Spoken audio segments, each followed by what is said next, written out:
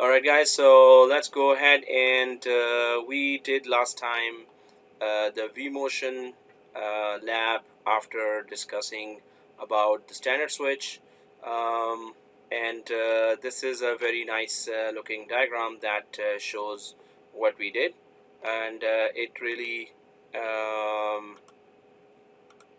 well goes through all the concepts of so I'm just gonna put that here in the drawing.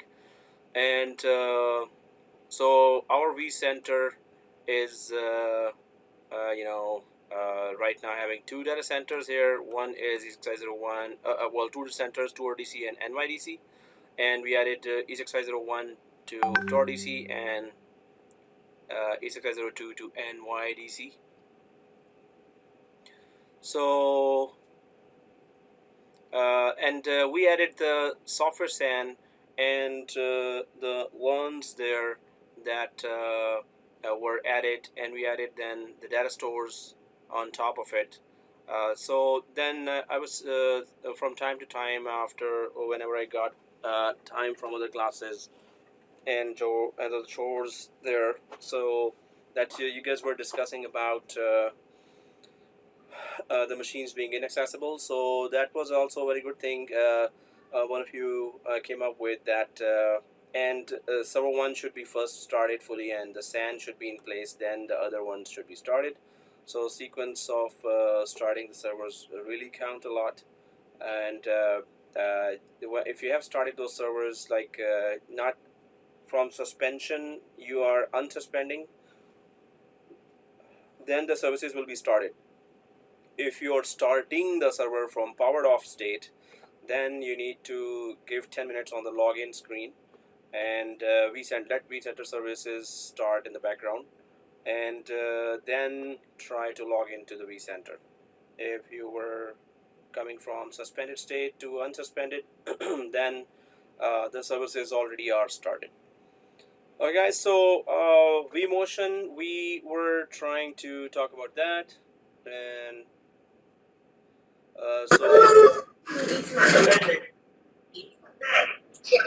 so Mahmoud is saying, even if getting back from the suspended sequence worked, which is good. If, hey guys, mute the mic. Yeah. Mute the mic. Mute the mic. Toss in. So, okay. So yeah, Mahmoud says it worked with suspended or suspended, right? So that's very good. So actually, yesterday it was not working when I started from the suspension. It's the data stores are gone. Not actually, they yeah. So we have to restart the machine again. Then when we have restarted, then it works. Okay. So this is very important in this one. All right, that's very good. Thank you for sharing that information with us. And okay, so guys, vMotion, we did last time vMotion, and that was migration of machine from one place to another. Now we need to go ahead and discuss the next steps there. After standard switch discussion and vMotion, there are many advanced services and features that are waiting for us. They're calling us in our dreams, and DRS and HA and FT, they're all calling us, and hopefully they're not nightmares, they're just dreams. So I'm on server 1 here, and so on server 1, because it was in my case suspended, and I'm trying to I just came back from unsuspension, so it's wherever we were last time. It's just there, screen was frozen, now it's unfrozen. So server 1 is okay. I'm just gonna close this DNS here, and so then I'm gonna go for server 2 here. Let's go for server 2. We're just trying to have a visit on everything here, that is working or not. So okay, and then so since I unsuspended the machine, so if your vCenter was open and you unsuspended the machine, it's you're directly on the vCenter now, so you have to So Munir is asking, can you please repeat server 1 again? Server 1, I was just saying that if it is started, you're good. I came back from, it was suspended and I unsuspended it, and if it looks like this, you're good. That's what I said. Munir for server 1. So let's go to server 2. I didn't do anything. Nobody did anything yet. So we're just checking that all machines seem okay. And so server 2, it is if you unsuspended the machine and you're on vCenter. So let's just refresh that, and it's going to kick us out if we came back from unsuspended. If you just started the machine from powered off state, give it 10 minutes for the vCenter services to start in the background.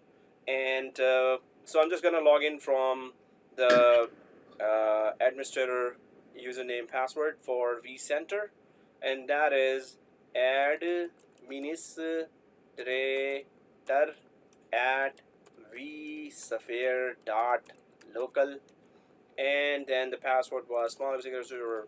So the rest of it is encrypted. And so I hope we all know the username password. If you need to know, I'll put it there. Okay, so I'm logging in from vCenter just to check that, hey, are you okay, Mr. vCenter?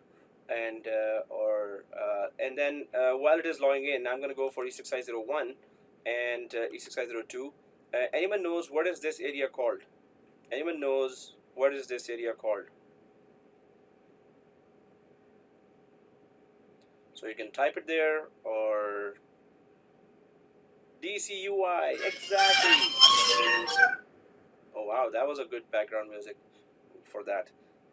So DCUI and a nice background music was good. So this is Direct Console User Interface, DCUI, and if you're on the DCUI, you're good. Now let's go back to server 2 where we are logged in. Just that's it, logged into vCenter, and you can see also in my case that if I just extend the machines here, so what you were having, I am also having here, inaccessible, right? Except for one machine.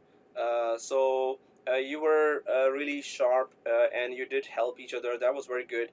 So I'm going to check that too. Now in E6i1, I see virtual machines inaccessible. So I'm just going to click E6i01. So if you're not there, you can go to TorDC after going to host and clusters here, this one, and then TorDC, expand, and then expand the E6i01. I see inaccessible. So I'm just going to select E6i01. I need to go to the storage area of E6i01 just to check that what's going on. I'll make this screen full screen right now because there are so many windows here, and I don't need this left window here, this one. So I'm going to go way up there and close it. And it's going to get bigger, and still I need to. So it's wider now, but I need to make it taller as well. So I'm just gonna make full screen, and now every window shows. So I'm gonna click on E6i01 and then on configure of E6i01, and then go to storage devices here. So configure and then storage devices. And MSFT is kind of grayed out, dead or not, dead or what it says. Dead or alive? No, dead or error. So again, just like we did, so I'm just going to go for this rescan button, and hopefully it just simply comes up and inaccessible is gone. Sometimes it's a very stubborn error and it just doesn't go away no matter what you do. Okay, it's gone, and inaccessible error is also gone. So rescan do wonder sometime and sometime not. So now if the inaccessible error is gone here, so we need to just talk about if first of all, just wanted to see how our environment is and everything's in place. So then let's talk about the next configurations there. So okay, so Shiva says for me also rescanning worked, so that's cool. For some of us it did not, and it also happens that way, that rescanning not always works. So if there's a solid communication between the storage, the LUNs, and the vCenter and the hypervisor, there could be many other reasons for that it's not communicating. So I'm going to go for week 10 here, and what we need to understand here is we went for where we are virtual standard switch, and then there is that V motion, and then comes now the cluster. So what is cluster?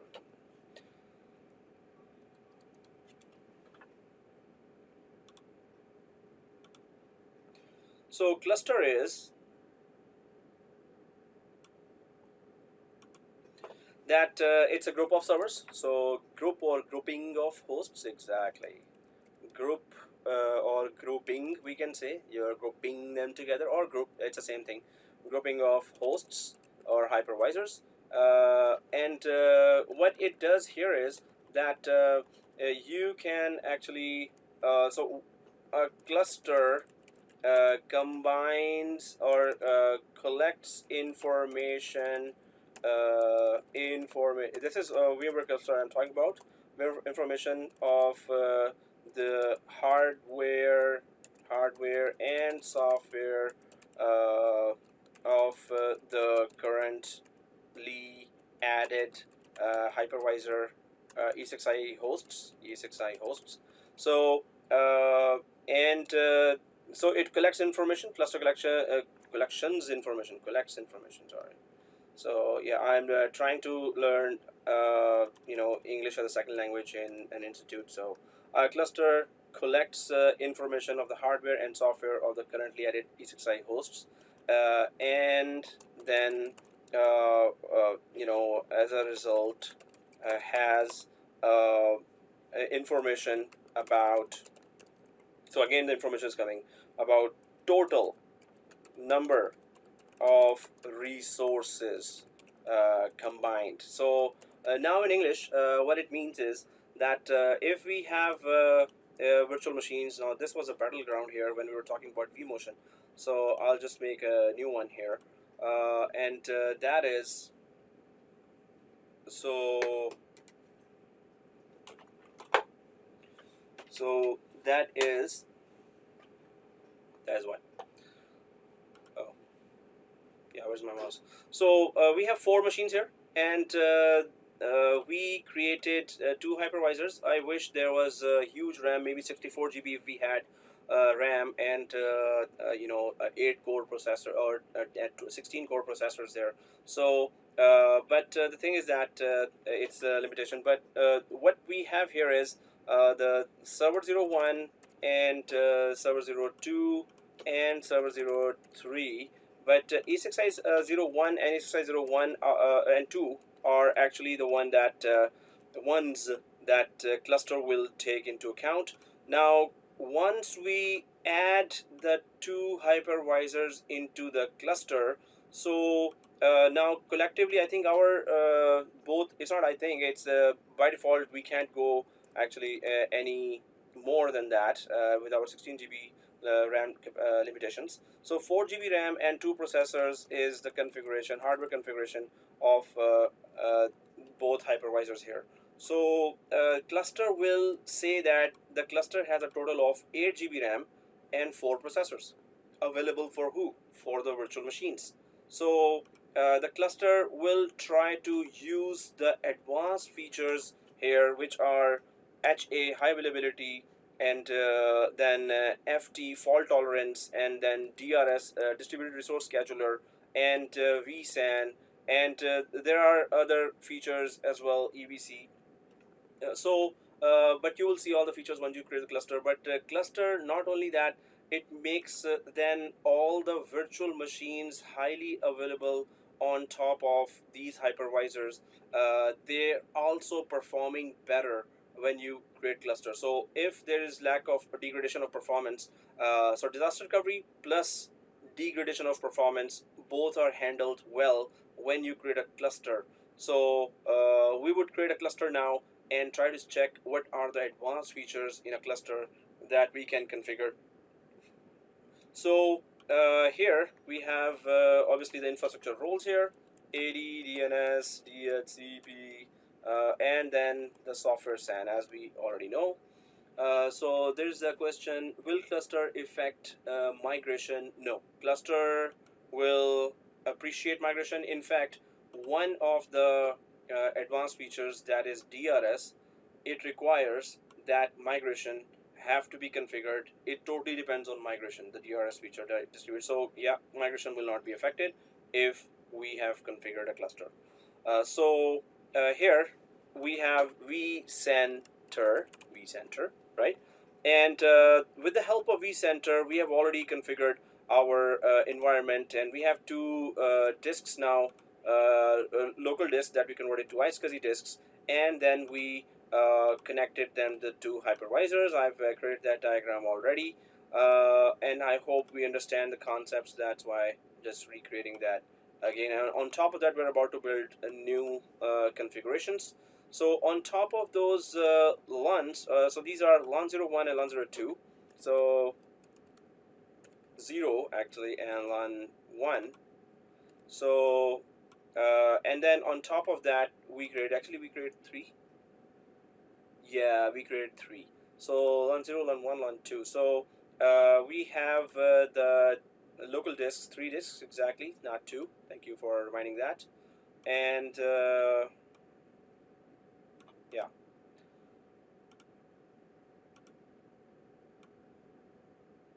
So we have 3 disks here, and those 3 disks are just over the network. They are shared disks, so they are called LUN1, 2, 3, LUN0, 1, 2 actually. So then on top of that, we have data stores, and we have carefully given the names to those as well. So we create data stores, otherwise LUNs cannot, otherwise virtual machines cannot use those if the LUNs that if data stores are not on top of that, virtual machines cannot directly use LUNs except for in the RDM. Okay, so these are the data stores, and we give them proper naming: SRV1, DS0, LUN0, and then the naming just changes according to the numbering: DS1, LUN1, and then it changes DS2, LUN2, right? So we should know every nick and corner for our configurations if we are to administer it. So we should remember all these configurations. And then we created virtual machines on different LUN based data stores there.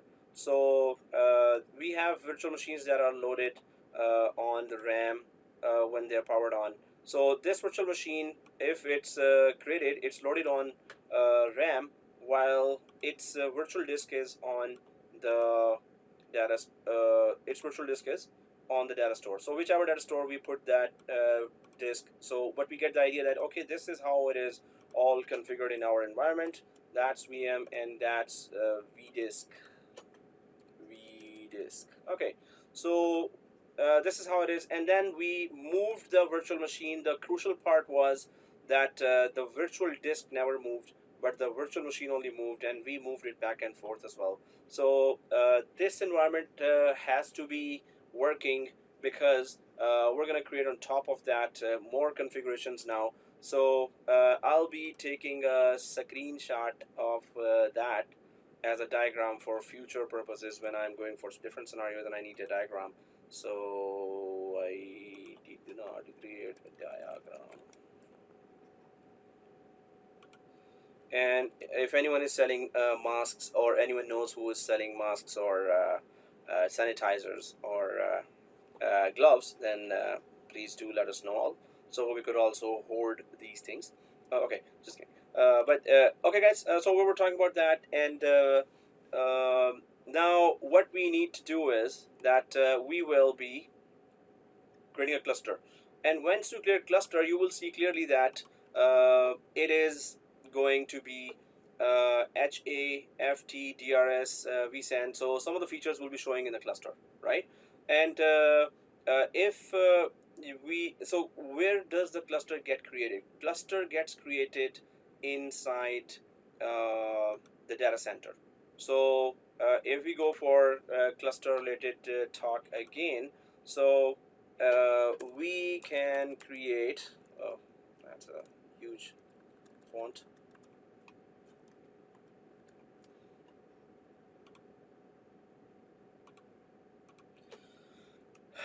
we can create a cluster. We can create a cluster inside a data center, right?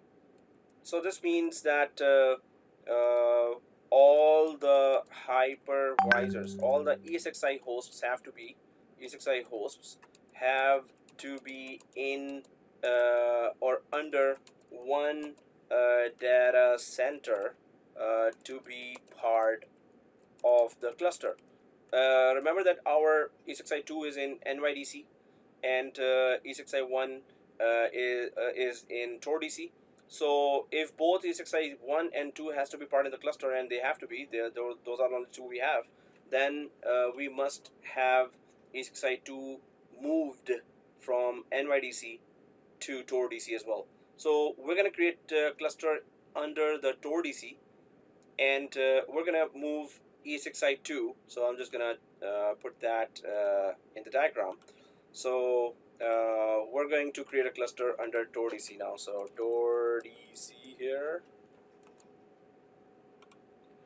and then under that would be cluster. So under this cluster, if you're creating that, so both hypervisors have to be on here. So we need to move the NYDC hypervisor also to under the TORDC. So then the cluster, it can take up to 32 or 64 hypervisors or hosts as well. So we're going to do that now. Let's put the two hypervisors under one cluster. So first step would be, let's create a cluster under TORDC. Then the second step would be, let's add both hypervisors inside the cluster. You have to drop these hypervisors inside the cluster, right? And then we're going to go ahead and check the advanced features of the cluster. So Memo is saying we cannot create a cluster if both have ESXi machines. So we can create a cluster, Memo, under any data center.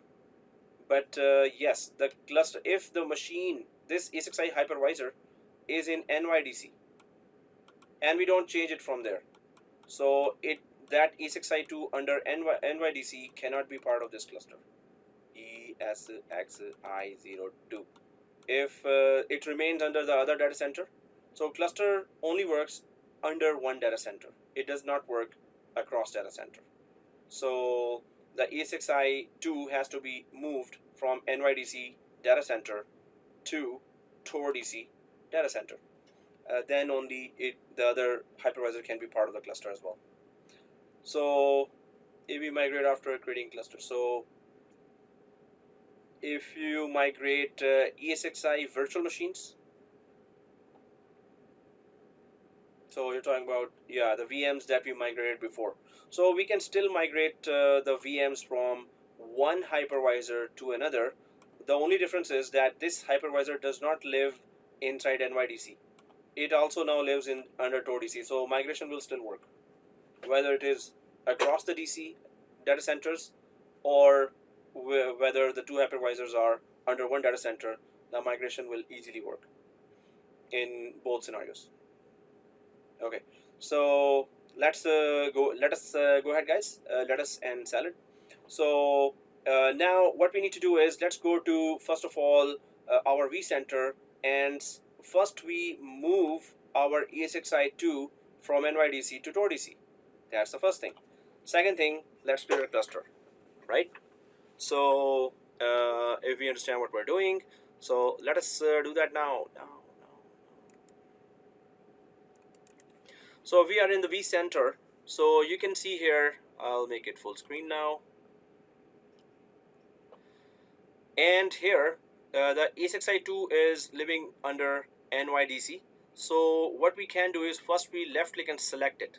Just select the ESXi2.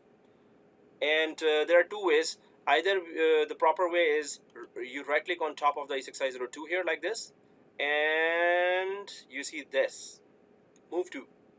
So this is an easy way to move to, and there is no possibility of mistake as well, that where you're moving to. I'm going to do this way, but I'm just going to tell you the other way as well, and that is drag and drop. If you just keep it selected and you drag and drop it on top of TORDC, so it will move from there as well, right? So drag and drop has a possibility of mistakes, but move to has no possibility of a mistake if we exactly know what we're doing.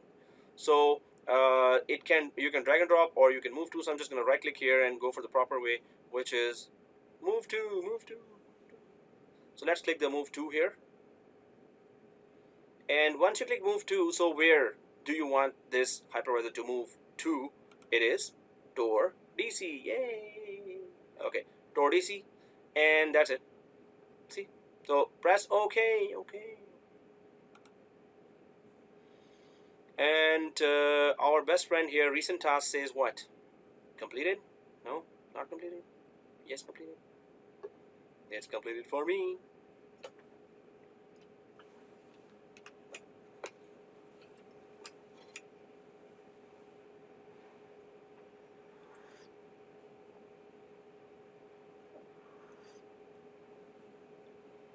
Wow, homemade tea. So good, man. Okay, so guys, it is done for everyone, hopefully, and it has moved. So ESXi2 should be showing under Tor DC now. I will collapse the ESXi1, so and collapse the ESXi2, so it should look exactly like these. All right, done. Way to go, Mahmoud. So it is done, and now if everyone's done with that, let's create a cluster. So and then more advanced features will be unleashed. Wow, what a way to say it. So right click on the Tor DC here. All right, you were done as well. Great. So right click on Tor DC here, Tor DC, and you can see new cluster. Okay, so you can see new cluster here, and let's click the new cluster.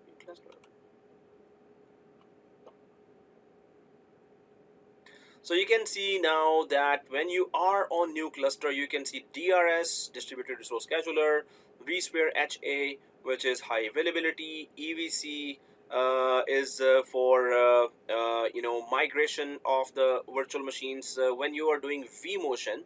So it will make sure that the processors of the both hypervisors are compatible, and then it will let you migrate. Okay, so and then vSAN. So vSAN is the, if you don't want to spend money on the SAN itself, which is very expensive, so you can go for virtual SAN, which uses the local disks but keeps your storage or virtual machines on top of the storage highly available. So storage is highly available. You go for cheaper SAN, that is called vSAN. But right now we don't need to configure anything. We don't need to turn on anything. We're just going to name the cluster as Tor cluster. So let's name it Tor cluster. Okay, Google. Is there any question? No. So guys, please mute your mic. Tor cluster, and then take a screenshot.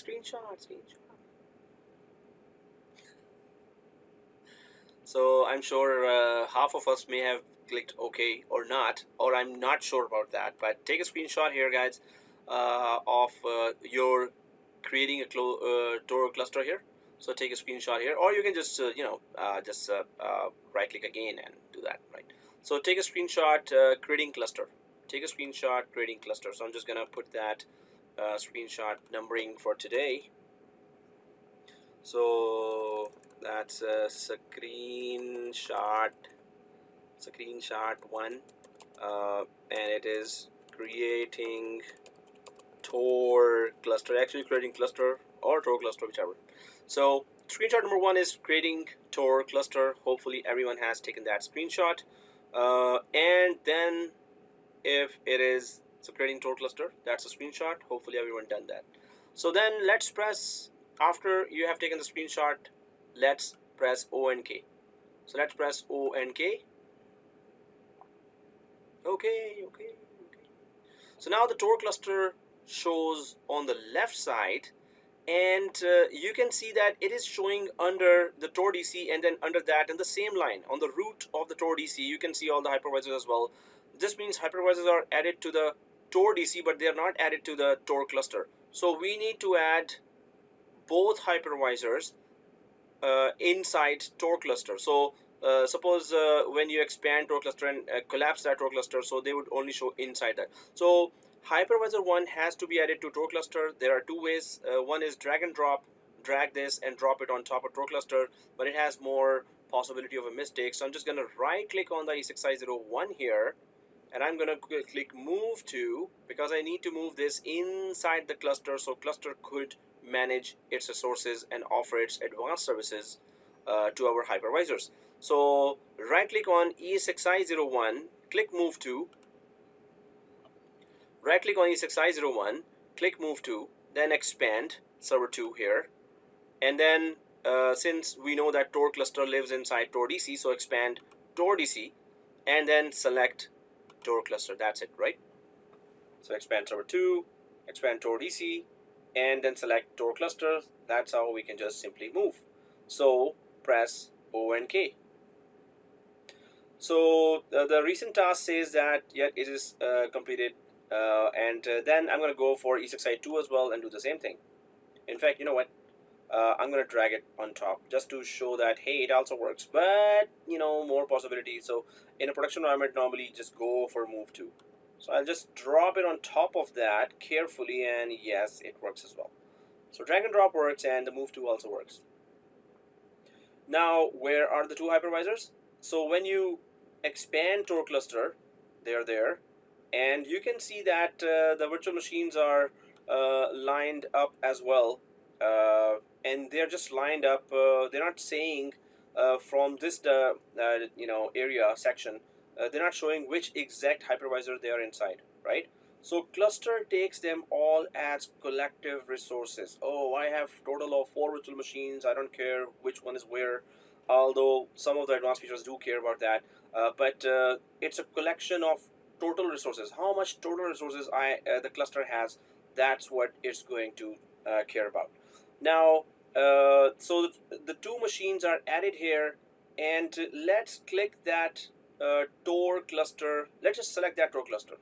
Go ahead and just simply select the Tor cluster. If you have selected the Tor cluster, so that's the, and then click the summary as well. So select the Tor cluster and click summary as well. And that summary is showing total processors as 4, and total memory is 8, and total storage is this. So it just goes for total, right? So now this would be our next best friend after recent tasks, that Tor cluster and summary. This area is our one of the most favorite ones. So we're going to be actually coming back and forth here a lot. So Tor cluster and summary. So let's take our second screenshot here, that Tor cluster summary. That's the name of the screenshot. So take your second screenshot here, Tor cluster summary. Take a second screenshot here, Tor cluster summary. Tor cluster summary. So the second screenshot is Tor cluster summary.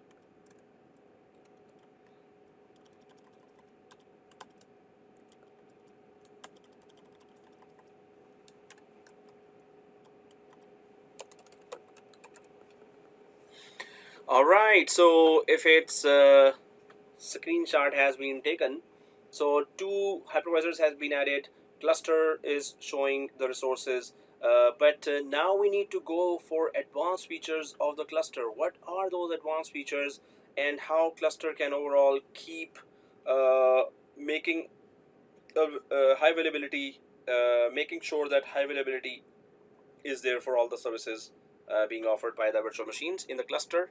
So that I did not mention. So cluster offers high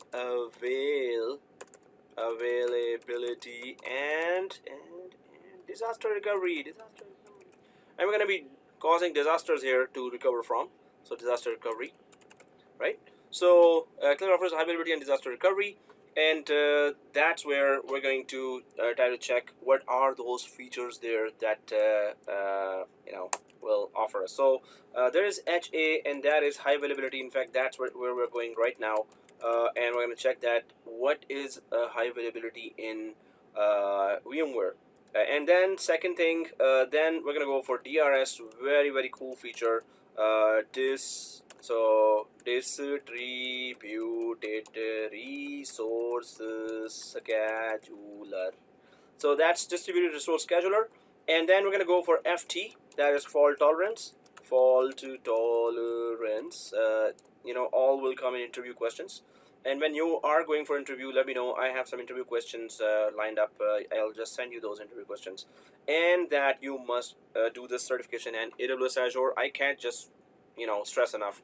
Now we're with the circumstances that might prolong into few months.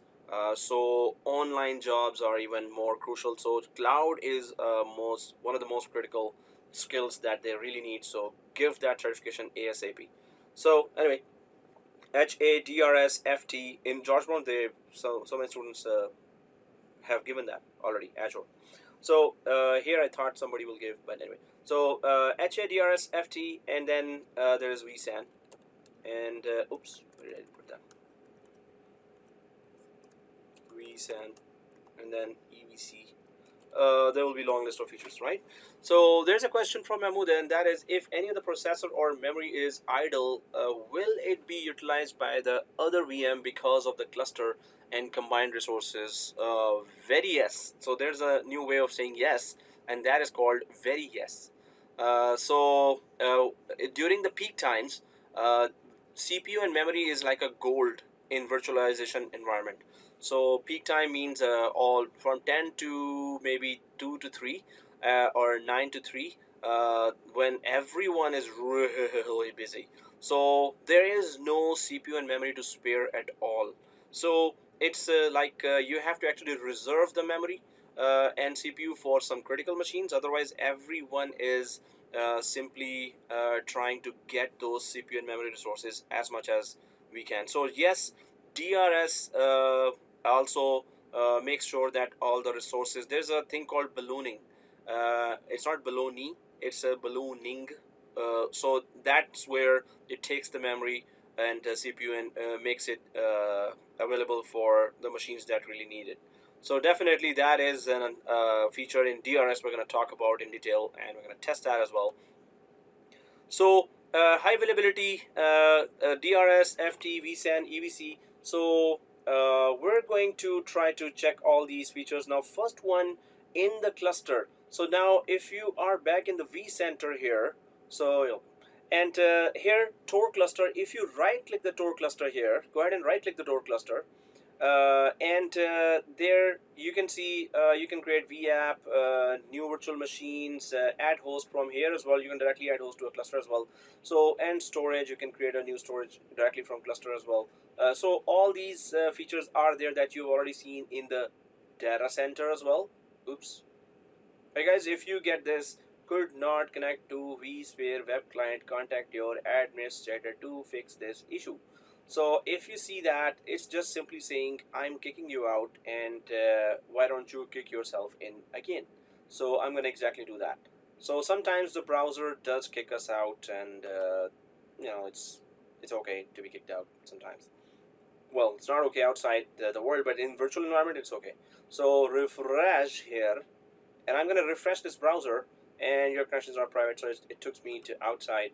I'm going to click advanced. If you didn't get it, obviously ignore that. But when you do get that, just refresh the browser and just simply sign in. Because if I am in the middle of some long configuration and then it does that again, then I have to refresh and sign out, sign in again, and start redoing that long configuration.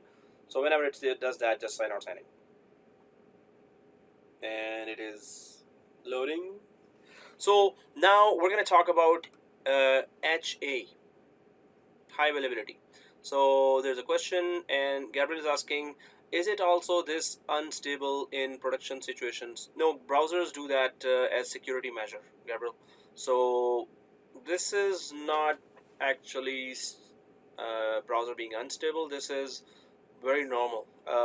It actually senses that this screen has been idle for some time. And there is that idle timeout. Although I've been working on this screen, but since it is coming from suspension, So it may have just thought that we're still in that session that was started like way in the previous class. So it's normal. It's so we just sign out, sign in. Okay, guys. So here I'm inside this Tor cluster here, and we were talking about. So if you have selected that Tor cluster, you can see the configure option here as well, right? You can see the configure. So keep Tor cluster selected and click the configure. Once you click the configure here, so now you can see all those advanced features here, and there is DRS here. There is a vSphere availability here, and then there is vSAN. There is disk management. That's one of the tough dudes, vSAN. And if you keep going down here, these are all the Tor cluster related features that they're offering. And if you keep going down here, configuration, general, licensing, VMware EVC, enhanced vMotion compatibility. EVC is, oh yeah, I forgot to write that here. Enhanced vMotion compatibility. So just to understand what that is, if two host, hypervisor host, ESXi host processors are incompatible. Now that also is a has to be clarified. Incompatible just means that within a processor family, it's a bit older processor in ESXi 1, suppose, and it's a bit newer processor in ESXi 2, suppose. So EVC just hides the incompatibility. Some features are not available in the older processor, but some advanced features are available in the newer processor. So EVC says that, hey, both processors are okay. vMotion, go ahead, carry on migrating the machines. Both processors are exactly the same. Don't worry, although they're not. But that doesn't mean that EVC can cover if it is AMD processor in one hypervisor and Intel in another. EVC cannot do anything about that. The processor family, and when we go inside EVC, you will see a lot of Intel family names there, and family would just means that the Intel processor was released suppose in 2020, then in 2022 or 23 one more an advanced version of that was released, and then 2025 or 26 some new features version of this processor was released. So that is called one family, right? So as long as there's no significant changes, it's a one family of processors. But we're going to see that too, how many Intel families are there. So and vSAN, virtual SAN, we will check that out. But when we are back here and we are going down, EVC is there, VM host groups are there, VM host rules are there. That is another feature with DRS that we're going to talk about. And VM overrides, host options, profiles, IO fields. So you can see that there are some advanced features when Tor cluster is clicked, configure is clicked, and well, the services are there. Now it is already selected on vSphere DRS, but we'll go for first vSphere availability. So here it shows vSphere availability. Now vSphere availability, if you select that, so we're going to talk about some of this, and I'll just open a slide to just discuss some of the features there. So here vSphere availability, if you got there, I hope everyone's seeing on the right side edit option. So let's click that edit option. So vSphere availability and edit. So once we click the edit, Sorry to interrupt. Yeah, I have two options, schedule DRS and then edit.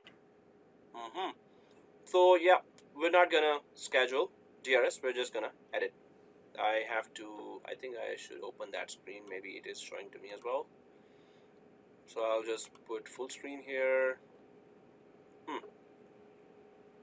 So your vCenter is much advanced than mine. So I'm on a tricycle, you're in a spaceship right now. So maybe it's just a minor versions. So okay guys, here let's click where you have go to vSphere availability. So where are you? Oh, did you say DRS or did you say HA? Okay. So Munir, this is the first one, DRS. We're not going for that. We are not going for that. Go for Vsphere availability. Yeah, thank you. Welcome. And thank you, Kim. So you don't, Tosin says you don't have Vsphere availability. You are kidding me. No way. So Tosin, are you, did you selected Tor cluster or did you select Tor DC? Select the Tor cluster, Tosin. And don't right click. Select means left click. Yeah, it is HA. Exactly. So do we have different versions? Oh, you're using UI. Okay, guys. So do let me know if you're using the HTML based. Okay, so yeah, so then you try to then figure out where we are. Yes, it is HA exactly. So vSphere availability, guys. If you again, those who are using UI. So in 6.5 there are some of the, it is known to not have some of the advanced features in 6.5, but in 6.7 it has much more advanced features added to the HTML base. So some of the features in HTML base may not be there, and those who still want to use HTML5, then please go ahead, and that would be very good for all others who are on Flash based to know that, oh, okay, this feature is not there. Oh, thank you for letting us know as well. Okay, anyway, so yeah, edit not responding. Say edit not responding. Edit not responding. Okay, so yeah, that would mean that so Ediwale, you can try to stop any other application in the background. Try to stop all the browsers except for what is needed. So try to free up more memory so it can respond. So it's just CPU and memory that is just full. So vSphere availability, guys, and let's click edit.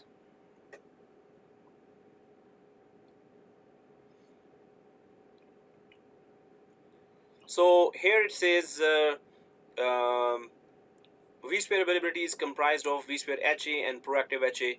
To enable proactive HA, you must also enable DRS on the cluster. So right now we're going for HA only and turn on vSphere HA. So we're just going to click this turn on vSphere HA for now, just to understand all the features here. And then later we're going to go for, when we are talking about DRS as well, then we're going to go for proactive HA. So first of all, what does vSphere HA contain here? So there's that. So what is HA first of all? If we talk about this, I'm just going to go for diagram here and let's try to understand what is HA. So first of all, HA or high availability is used when we are seeing, when there's a disaster, right? So if we talk about H and A, so HA or high availability. So there's that so if one of our ESXi host crashes, right, and so crashes, then the VMs on top of it will be effectively disconnected, and then the VMs will be restarted on another ESXi host, right? So you can see that if the hypervisor goes down, and I'm going to put that in diagram now. So if this hypervisor goes down here, so the virtual machines that were running on the RAM of this hypervisor will be disconnected. So if there were hundreds of users, suppose there were 30 virtual machines on this hypervisor, and each machine had an average of 200 users there in a large company, right? So 200 users per 20 machines, so that's a lot already, right? So nearly 6,000 users. 6,000? 4,000. So now that would be a lot of users that got disconnected. So what happens is virtual machines are loaded on memory, right? And users are connected. So in HA, what happens is that if the virtual machines are, if the whole hypervisor goes down, the virtual machines actually shut down. So there is an effective downtime here. There is an effective downtime here, right? Okay, not downtown, downtime. So that downtime, this means that users are disconnected and they're waiting for you. There are a lot of tickets being created right now. They're talking to desktop support guys, and hey, my machine is all of a sudden not there. My file was opened, so one user was, or 100 users were remotely connected to this file server, and there was some file open there, so that file is not saving anymore. So what happens is it goes down, and since all the virtual machine was loaded on the memory, it was unloaded because the physical server is down now. So virtual machine files are all here on the data store here. But this data store is on a LAN 0, and LAN 0 is also connected to ESXi2 as well. So the HA will simply reach these files here, and it will start again this virtual machine on the second or surviving hypervisor. So it will start here, and obviously because all the files are on the LAN 0, so and the virtual machine will load on the memory of this hypervisor and will reconnect to its virtual disk on the same LAN 0 that was connected to E6i1 and that is connected to E6i2 as well. So the downtime is the time that the virtual machine takes to restart. Suppose it's a SQL server, so it might take longer time. If you haven't given enough RAM to that, it might take longer time. Suppose it's a file server or web server that is not as heavily used as SQL server, so it might take lesser time comparative to SQL server. The file server might load fast. So what is the downtime in HA? The downtime is the time the virtual machine takes to restart. So as soon as the virtual machine is restarted, the users can be told, okay, you can connect to the same virtual machine again now, and there was a disaster that happened. So this is, we're talking about HA where there is a downtime, right? But when we talk about FT, that's where there is zero downtime. But first we're talking about HA, right? Okay, so Memo is saying if the resources like RAM will not be available in another ESXi, what will happen? So if they are not available in another ESXi as well, then good luck. So obviously then if it's not available in the other one, so we are the administrators, it's our responsibility to make sure that we don't use that much RAM. In fact, that's the upcoming topic here. One of the topics of ESXi are that make sure that there's a capacity available for one hypervisor. One hypervisor worth of capacity is available in the rest of the hypervisors, which means what? That is also called capacity reservation. This was a topic that is part of HA that I'm about to talk. So, but that's a very good question, Mahmood. That what if the other surviving hypervisor does not have that CPU, RAM, and hard disk? So that is called capacity reservation. What does it mean? So capacity reservation means that each hypervisor must. So first of all, ESXi or HA does what? It checks that. Suppose you have. I'm going to go to another diagram here. Suppose it's a bigger environment and you have multiple hypervisors here, right? So there are like 10, 20, 30, or 100 or 1000 hypervisors there. So capacity reservation just means that and this is a full cluster here. So capacity reservation just means that if in case one hypervisor goes down, then there should be certain number of certain percentage of CPU and RAM that should be not used by the other hypervisors all the time. That should be reserved for at least one hypervisor worth of virtual machines. So that means that if there were here 5 or 10 virtual machines here, and suppose they take total, they take in a hypervisor maybe 75%, right, of the hypervisor's what CPU and RAM, right? So the cluster will then, or HA is going to offer, hey, how much of this capacity you want to divide among all of them. So 75% it takes RAM and CPU. So you can divide that capacity among all of them, that this much CPU and RAM, suppose you say, hey, 20% of CPU and RAM you will never use. Why? CPU and RAM you will never use. Anyone can tell me why?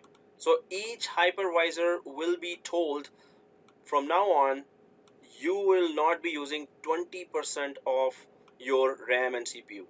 And anyone can tell me why? Capacity reservation, which means what? It means that this will be never used. If one hypervisor goes down, then the machines will be divided among the surviving hypervisors, because you did a capacity reservation, which means that they used up to 80% of the resources. Every hypervisor's virtual machines were given just, or offered just 80% of the resources, right? And 20% were reserved in case a disaster strikes. So the virtual machines of that crashed hypervisor will be divided among all hypervisors, because their 20% CPU and RAM is reserved for just this scenario, right? So I hope we all understand that what is capacity reservation.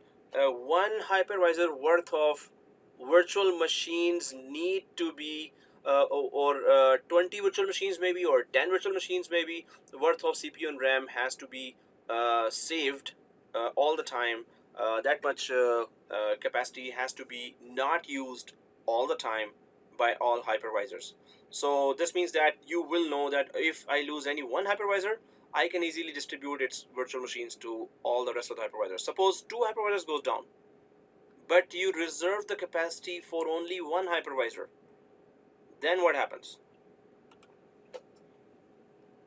Suppose two hypervisor goes down, but you had the capacity reservation of one hypervisor. Then what happens?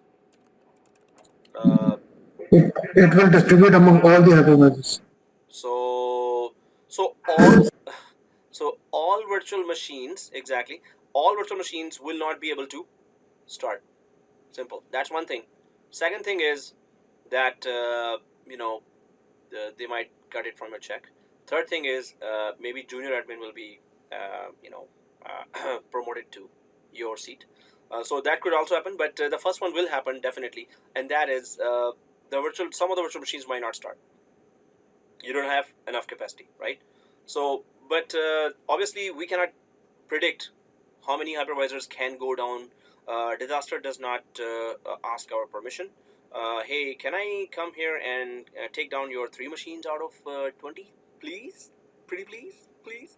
Okay, so yeah, reservation related to number of hypervisor. Mayar is asking. So yeah, it is your capacity. Suppose you're a rich company, right? You might create a hypervisor that is on standby. It's sitting doing nothing all the time. Or you can just tell that, hey, every hypervisor, we have analyzed that every average of, we have 20 virtual machines per hypervisor, and we have analyzed that average of 30% of the RAM, if you can spare and not use at all forever, then if 2 of our hypervisors go down, their virtual machines can be easily divided among other hypervisors. So the main thing is, how do you analyze that? How many virtual machines would be, good enough? Or how much capacity reservation is good enough for an average number of virtual machines to be divided among different hypervisors? So you can just put a hypervisor with just this standby state. Normally bosses don't like that. Hey, what is it doing for 5 years? We purchased it in $20,000 or $15,000 or $8,000, and it's just on standby. Are you kidding me? Why don't you use it? So the best way to use it, use everyone, but don't reserve 20 or 30% or 10% capacity. according to your analysis of one hypervisor loss or two hypervisor loss. Normally, it's we can afford, big companies can afford 2 or 3 hypervisor loss, and still, they will have enough capacity to accommodate those virtual machines across other hypervisors. Companies with a tight budget, they go for at least one hypervisor worth of virtual machines, or that much capacity should not be used by any other hypervisor. So there's another question from IR that can we choose which virtual machines actually go to the other hypervisor? So that's one question, that can we choose which of VMs go to other hypervisors? So yes, we can choose exactly which virtual machine should be started on other hypervisors, and so that, yeah, we can choose, and I'm going to show you in VM override feature for that. And then Mustafa is asking, how do you limit the CPU and RAM usage? So that is a very good question as well. How do you limit the CPU and RAM usage? There's a feature that we're going to talk about, and that's called resource pool.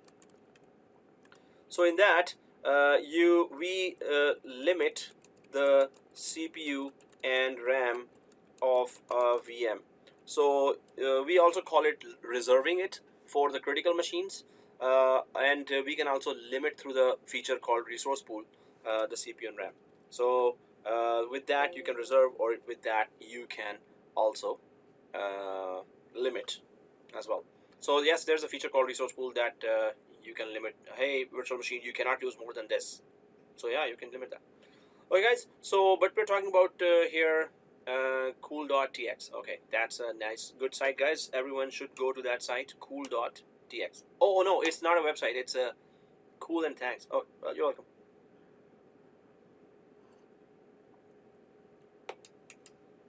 I genuinely thought that was a site, but you're welcome, sir. And so we understand capacity reservation. Let's go back. And there we are seeing not here in our vCenter, right? So when we so that's where it was talking about vSphere availability is comprised of vSphere HA and proactive HA. To enable proactive HA, you must also enable DRS on the cluster. We're going to talk about DRS in detail, and then we're going to enable that. But what does only HA offers? So only HA offers this, that host failure, if the host failure occurred, which we already talked about, that if one hypervisor goes down or crashes, restart VMs. Okay, that's it. Just do that. So restart VMs using VM restart priority, right? And then there is proactive HA, host isolation, data store with permanent device loss, data store with all paths down. Then there's guest not hard beating. So these are separate scenarios that can be handled when DRS is also involved. So we do have to involve DRS then. But right now, what do we understand from, suppose we only keep this feature of HA or high availability on. If we just keep these feature on, so what will happen is that if the host goes down, so the VM, whichever were powered on this host, will be restarted on the other host, right? That's one thing. And Memo is asking, can we create availability zones like AWS? So that kind of configuration is done in vSAN, and VMware in data centers, local data centers, on the ground data centers, they work in a different way. But yes, fault tolerance is one feature where you can have virtual machine here in one hypervisor and a virtual machine there in another hypervisor.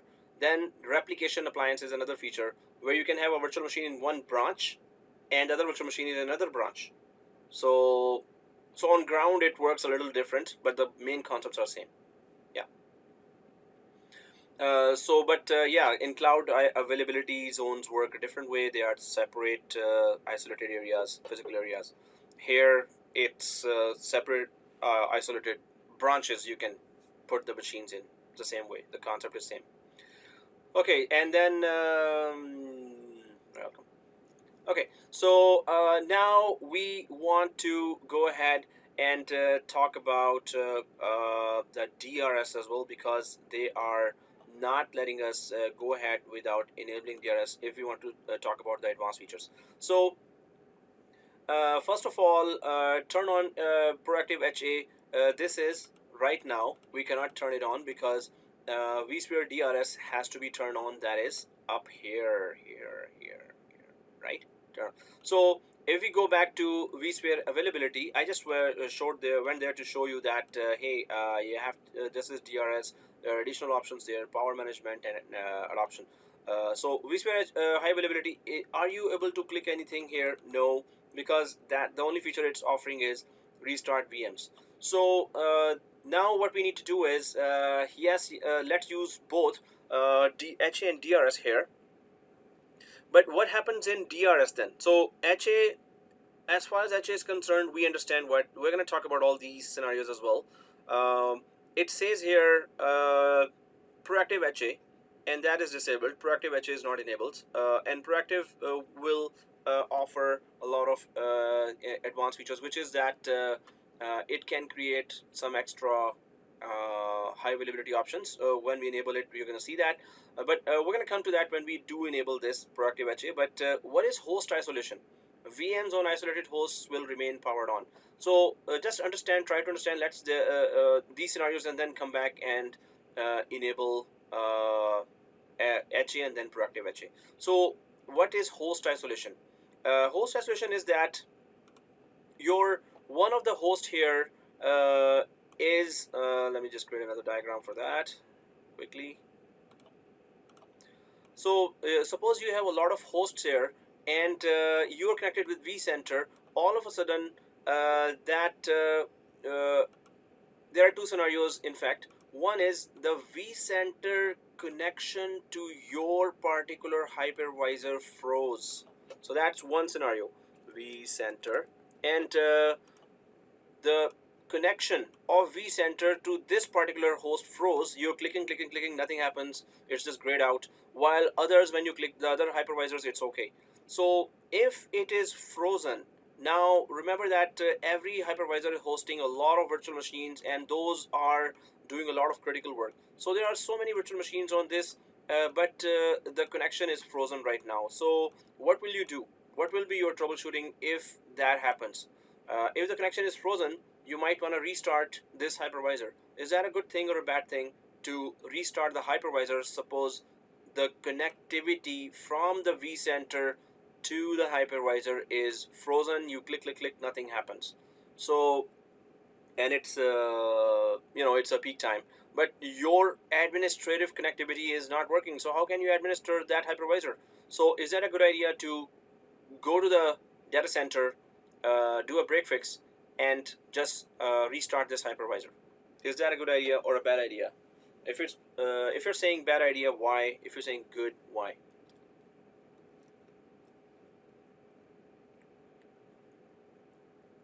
Okay, why bad idea, Mahmoud?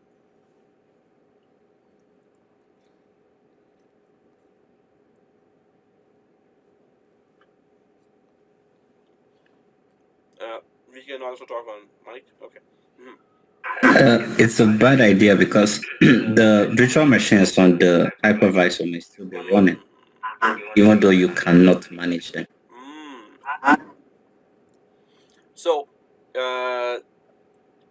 users will disconnect. Okay, yes. This is downtime. Yes. And then bad because we lost the services on the VMs on that specific host. Kinda. So everybody says, well, what is the question again? Sorry. Oh, no. Everybody says cause of downtime. But Mustafa says, what is the question again? That's a very good question. And so Mustafa, the question is that if your vCenter connection is frozen to the hypervisor, then should you go to the data center and simply restart the hypervisor, the host? That's the question. So Mahmoud says unsafe data. So Kazafi says exactly that. There are so many users connected here, right? So many users connected. Now, if you lost your administrative connectivity to this hypervisor, that doesn't mean that those users are also all disconnected. Maybe it happens that the whole hypervisor actually has crashed. So you will, in that case, your monitoring software will alert you a lot, and you will get a lot of support calls there as well, and the whole environment will be screaming on the top of their voices, right? So, but when everything is smooth, you're just not able to remotely connect right now within the vCenter. You cannot connect. Uh, so that doesn't mean that the virtual machines are gone, the network is down. Only your administrative connection is disconnected, and we may have talked about that before as well. So there's two network cards we are just dedicating for vSuite 0, and there are two network cards we are dedicating for just virtual machine networking, right? So your two network cards here, through that the network is going, and this is just a management connection there, and you cannot manage. But from the other network, actually the virtual machines and the users are working fine. So in that case, first go to data center and make sure, just ask the desktop support, hey, did you get any calls from anyone? And you may know that, oh, it's ESXi03, and it has normally sales department machines. So, hey, did you get any call from sales department, the desktop support, level 1 support? They said no calls.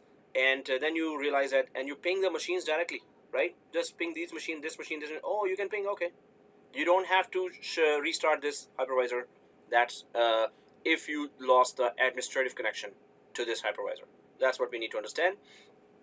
Second thing is host isolation. That's another scenario, is that suppose these two hosts, or these suppose there were 20 hosts.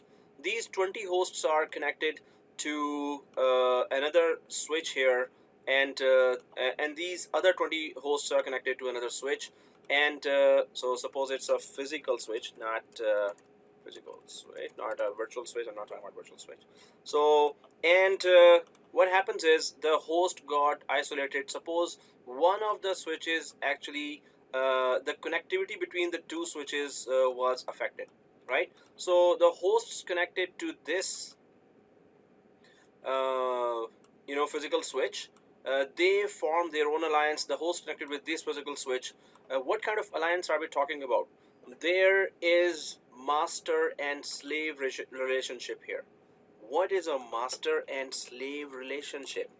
So actually there's no relationship, there's a forced connection. So master and slave, you must have heard that in in IDE disks, that there's a master disk and then there are slave disks there. So Mayar is saying can use web client if we did not lock it. Okay, that's a good point. We can test the connection. So we're still back to talking about this scenario where through vCenter you cannot connect, but you did not enable lockdown mode. Remember the lockdown mode? I hope everyone knows what does it do. So first of all, you did not enable it. So just for that, your salary will be cut to half per month. Just kidding. Okay, so this is a security feature. I mean, we should enable it. But suppose you did not, yes, then try to connect from browser by typing ESXi01. Just that, we did that, right? And then does it connect or not? Yeah, we can check that too. But lockdown feature is taken seriously in pretty much every environment. If it is off, we must have a very good reason why it is off. But if it is off, yes, you can make a check. Maybe through vCenter it is not connecting, but through the same network cards, obviously it has to go through. Maybe it connects through ESXi through these network cards, and that's it. You get it. So that's another possibility, yes, Meyer. Okay, but what we were talking about, another scenario, that suppose these virtual machines were there, and there are these virtual machines here. And what happens? There is a master-slave relationship in HA.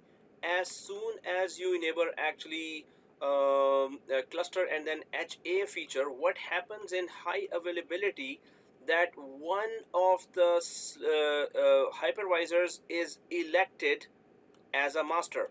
Why? All hosts will always tell the master, I'm alive, I'm alive, I'm alive, I'm alive. So that is also called heartbeat.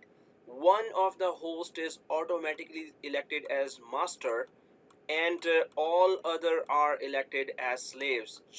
And a master just simply takes a you can say presence count. Are you alive? So every host is sending, slave is sending, master, I'm alive, I'm alive, I'm alive, I'm alive. So if there's a host isolation temporarily, maybe, so what happens is that the hosts that got isolated, they elect their own master temporarily, and then they start reporting to that master, I'm alive, I'm alive, I'm alive, I'm alive. And when the connection is again back to normal, so then they simply connect to that master hypervisor and start sending them their heartbeat packets. I'm alive, I'm alive, I'm alive, right? So host isolation, when we talk about, it is that if the hosts do isolate, they elect their own one of the hypervisors as master hypervisor. The purpose of master hypervisor is to just simply get the heartbeats that the hosts or the other hosts or slaves are alive or not. So I've talked about two scenarios here. One is vCenter connection gets frozen, don't touch that hypervisor. Second thing is host isolation. The hosts are fully isolated and they elect their master temporarily. They send that information to that master. In the log files of that master host, all the I'm alive heartbeat records are there if you later want to investigate. And then when the disconnection is removed, then they again report to the master hypervisor, right? So that is one of the two scenarios, or actually two scenarios that we talked about. But when we go for overall HA configuration, discussion, then again it will then fit in better at that time. So this is host isolation that I was talking about. Then there is data store with permanent device loss, data store with all paths down. What does that mean? Data store with permanent device lost and all paths down. So this is all about storage. If HA knows, oh, my virtual machines were connected to a SAN device and that device is down. Oh, if the device of the data store is down on top of which your virtual machines are created, anyone can tell me what will happen if, let me go to the diagram here. So your virtual machine, virtual disk and all files are here, right? And all of a sudden, it is connected to a device here and that device is down. The SAN is down. So what will happen to your virtual machines? Quickly, anyone can tell me?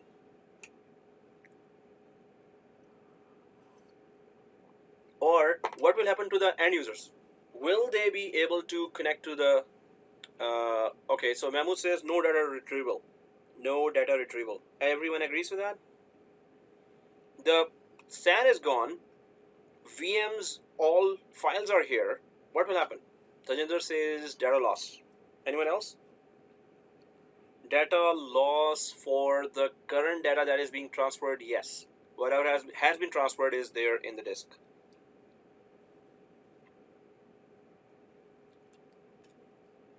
Anyone else?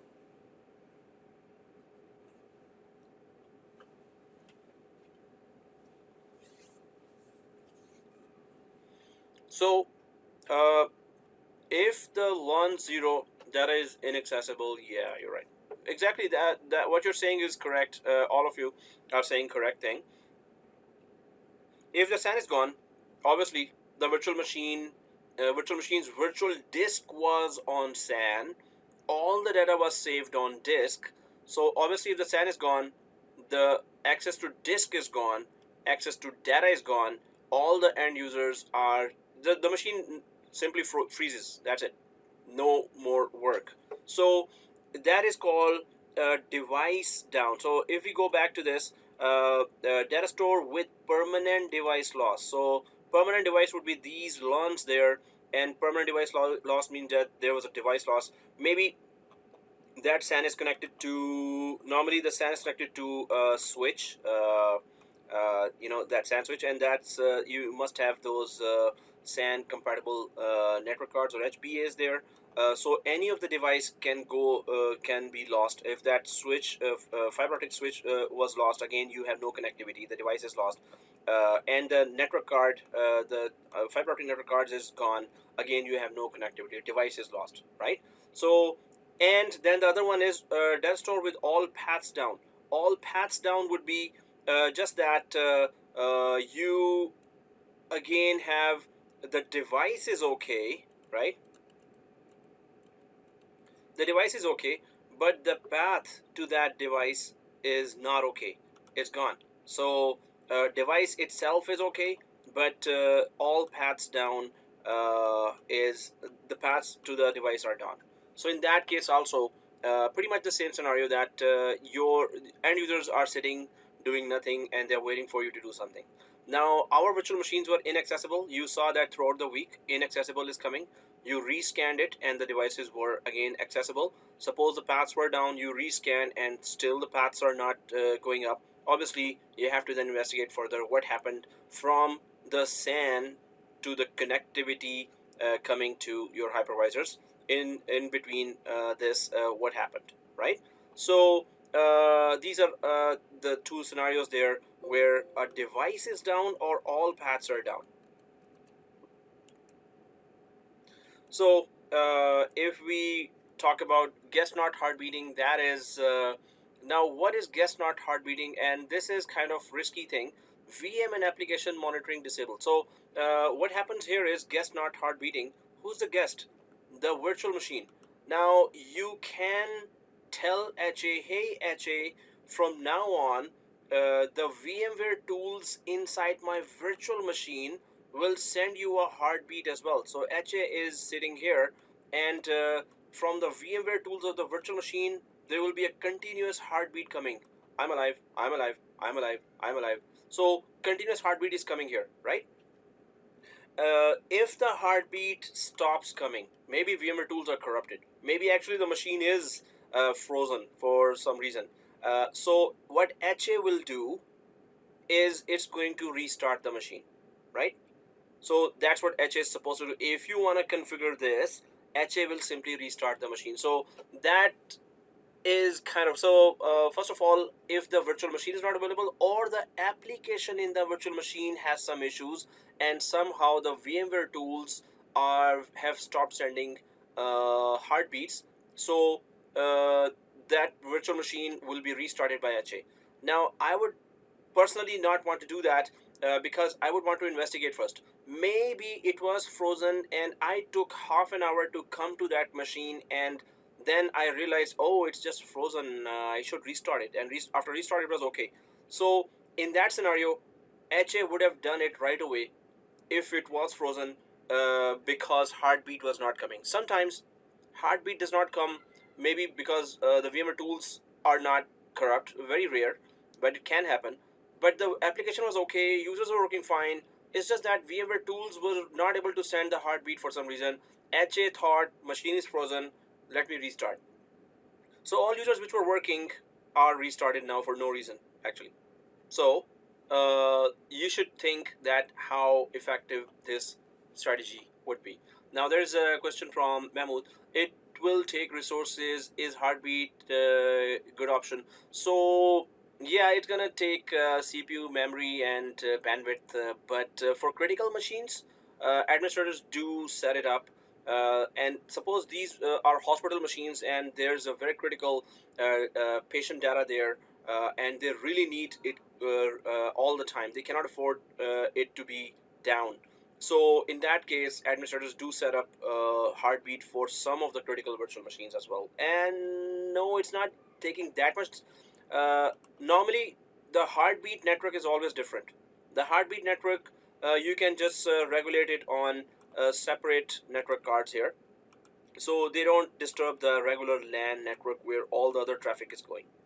So that's why heartbeat network, even if it's there, it's just connecting through a separate network which is not taking bandwidth. So it is for critical machines. It's okay to turn it on.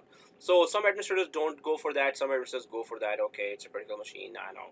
So if it is frozen, I take 15 minutes to come back there, investigate. The HA would have restarted and all the users would be back after a downtime, obviously. So these are some of the scenarios that we need to understand, that host failure, host isolation, data store with permanent device loss, data store with all paths down, guest not heart beating disabled. Now, these are some of the options that are there disabled, and restart VM is there. So if we have selected only turn on Vsphere HA, and let's press OK now to explore some more features inside first. So just keep that turn on Vsphere HA only turn on. The other one we cannot turn on anyway, right? So let's press O and K. Let's press OK. So once we press OK, so what does our recent task tell us?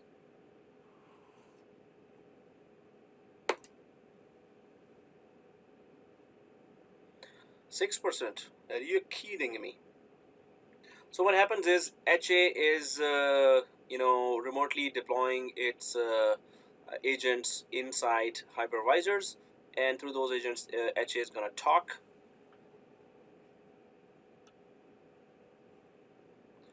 50%, I think it's going to shoot up and it's going to be fast. It's not going to be that slow.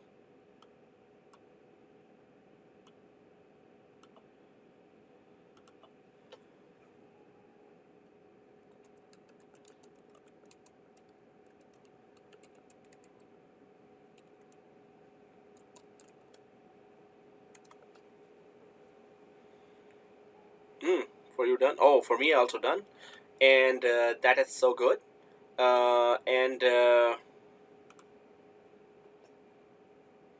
So if it is done, let's go ahead and try to explore all the features.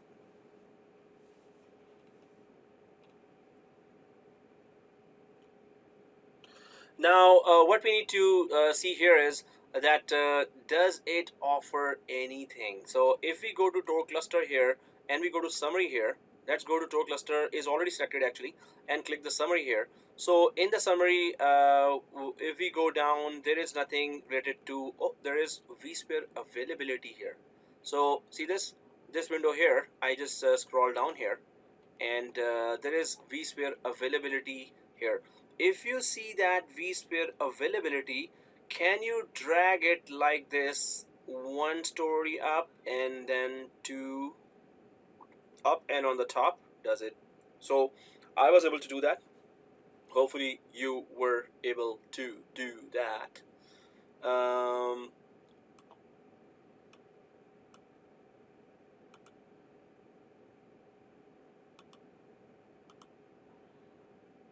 Okay, so I'll just take it out. Okay, so yeah. Okay. Now Vsphere high availability, if you expand that, so there's a very small arrow there, and expand that. So it just shows that CPU reserved for failover 50% and memory reserved for failover 52%. So what it says here is that Vsphere HA, and it says protected. So 50% of the capacity is reserved, which just means that the other guy is standby right now, and the first one is. So if we go down here, host monitoring enabled, VM monitoring disabled. VM monitoring just means that if the VMware tools which have to be set up, and some VMware tools related scripting has to be used to connect VMware tools with the HA, so that and HA simply restarts that application, right? So some administrators do not enable that, some administrators do enable that. Host monitoring is just enabled, proactive HA is disabled, as we did not enable it ourselves. Now Shiva is saying 53%, and what is the reason? Well, 53% just means we wait it out. There is no other reason other than that. If you can free up any memory, if it is possible to free up any other memory, any other application taking, maybe antivirus is on, right click and exit it or something like that, but free up your laptop for as much memory so it could go faster. Now Mehmood is saying, is it configurable? We do not want 53%, we want 30%. Oh, 53%, I thought you were on configurable here. So it is complete for everyone. You're talking about 50% and 52% memory reserved for failover. That's an automatic one, right? So yes, we can change that if we wanted to. Now we're going to go for proactive configuration as well, to involve DRS as well. So if I go up here again, Tor cluster, let's click the Tor cluster here and go to configure. So as far as high availability is concerned, let's go to edit again. So Tor cluster, configure, and edit, right? So once you click edit, we're back to the same window. So you can see that we cannot edit anything until we create proactive HA there. So let's try to, because there are so many options actually. Before we enable DRS, let's go for this option here. If you see that failure and responses, if you click that, so it shows some of the options there, but obviously it says you cannot click any one of those unless you go for DRS. So now I'm gonna go for Vsphere Availability, which is this, where you are already, and make sure that it is turned on, and let's go above, which is Vsphere DRS as well. So yes, DRS and availability will work together now. So availability is on, let's turn on DRS as well, right? So let's click that DRS and turn it on. Hopefully everyone has turned on DRS here. So DRS automation is showing fully automated. So what is DRS? Because we turned it on, we really need to understand first, what are we doing here? Why DRS? Why not this? Why not that? So guys, without understanding, obviously, there's no reason for even sitting here. So we have to understand, what did we just turn on? So this is so automated, and I may have just discussed that already, that if you have virtual machines, okay, let me just go for the correct diagram here. So DRS makes sure, first of all, every 5 minutes it analyzes that how much CPU and memory is remaining in all hypervisors, and how much CPU memory is required by a virtual machine. So if I just start typing some of the DRS stuff as well, guys, sometimes theory is a bit long, although I always go for labs, but without understanding theory, you cannot survive an interview even for next 10 minutes. They will know right away when you're like, okay, what is DRS? And you're like, DRS is a very good feature. It's an excellent feature. Okay. So the thing is, if you understand theory now, that would really benefit you afterwards in the interview. So DRS is, as we talked about, distributed resource scheduler, but it makes sure that there is enough CPU and memory for virtual machines.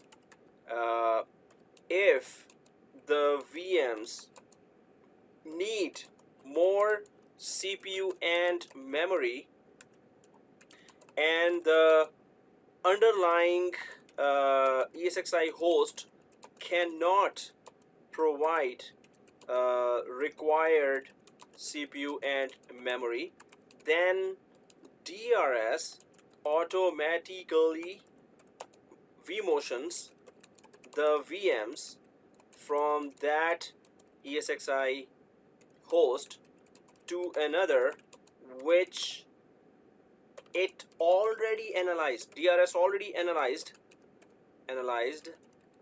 to have more CPU and memory, right? So basically, you can just leave your environment as is and do something else, or go for lunch and enable DRS. But DRS will make sure that if the virtual machine needs CPU and memory, those needs are being met. If a CPU and memory is less, so if I go back to the diagram here, this virtual machine needs actually more CPU and memory, and this hypervisor cannot provide that much. There are other virtual machines that already have that, so it will analyze and it will check that, DRS will check that, oh, this hypervisor can offer more CPU and memory.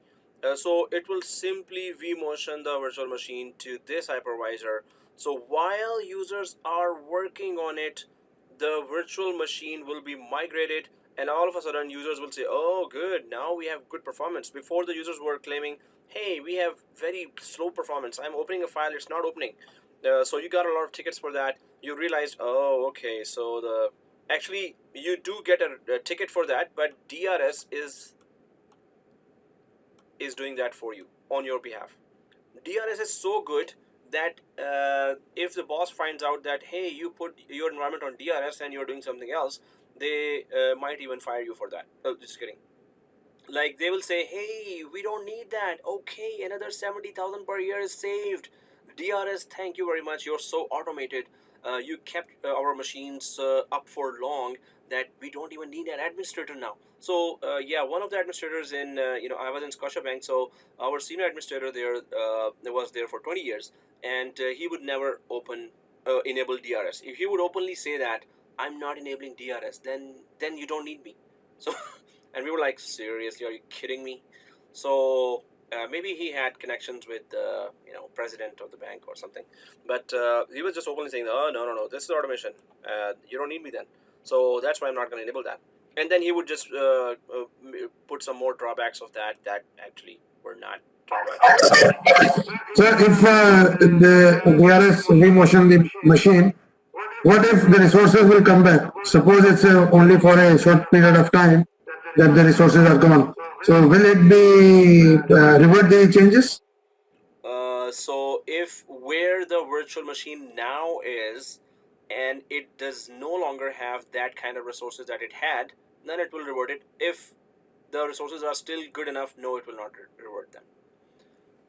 So only when resources are not available, then it will move. Otherwise, it will keep it all day, all week, all year on that hypervisor.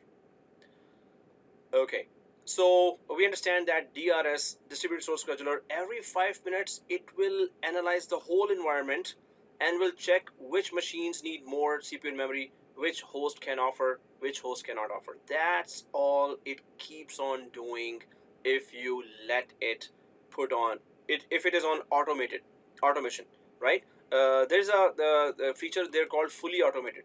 If you put it on that, and there are two actually combination of that, fully automated, which you can see right there, and fully aggressive, right? So fully aggressive.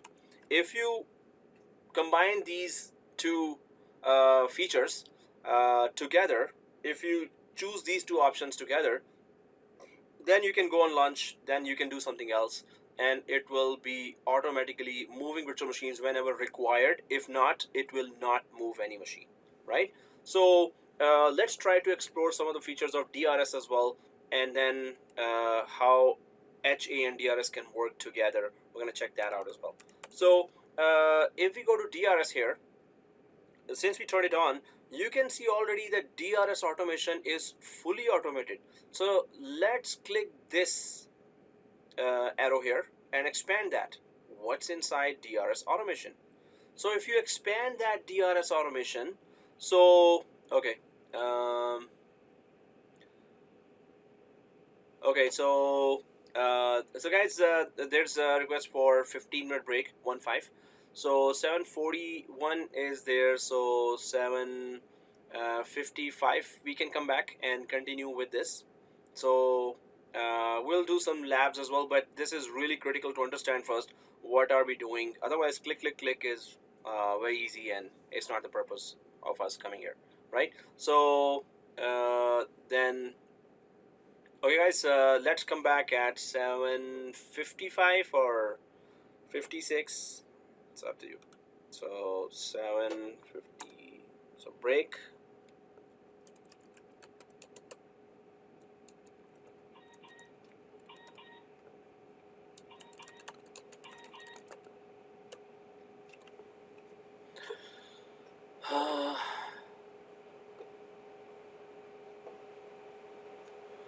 Oh, okay, there's one help. One note is not there, and Mustafa is saying 8. Okay, 4 minutes, right? So okay, 8. Class starts at 8. Hello, boss. Yeah. Yeah, you can speak. Yes. I need you to take a look. My vCenter, there's something strange going on there. So, So I don't know if are you able to do team viewer now? now? Okay, so no break for teacher, right? Okay. Okay, let's go on break. Maybe we'll do it after. So, but after 10, are you free? After yes, I'm free. Okay, so after 10, we can just All right. do that. Sure. No problem. Thank Just you. remind me, man. All right. And yeah, one note as well. One note. Yeah, that was long too. I was actually creating MS Word files here for. So yeah, after prayer, I'm also coming, and time allowed, then I will do it in the break. Otherwise, let's stick around, and I'll do that today. One noting. So OneNote for me is also not working, and oh, okay. So email has started coming, but I think yeah, we resolved that OneNote thing. Or I will just create Word documents for all these and send you, because OneNote for other colleges is kind of a pain. Okay, I'll come back after the prayer and then we carry on.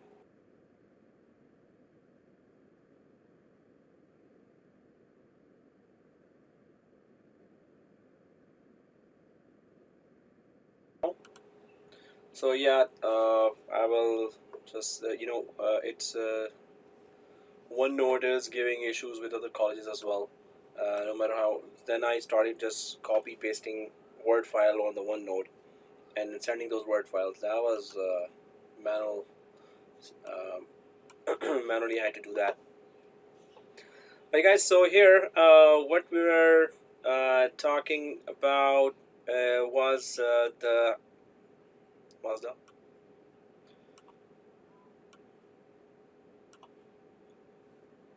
yeah.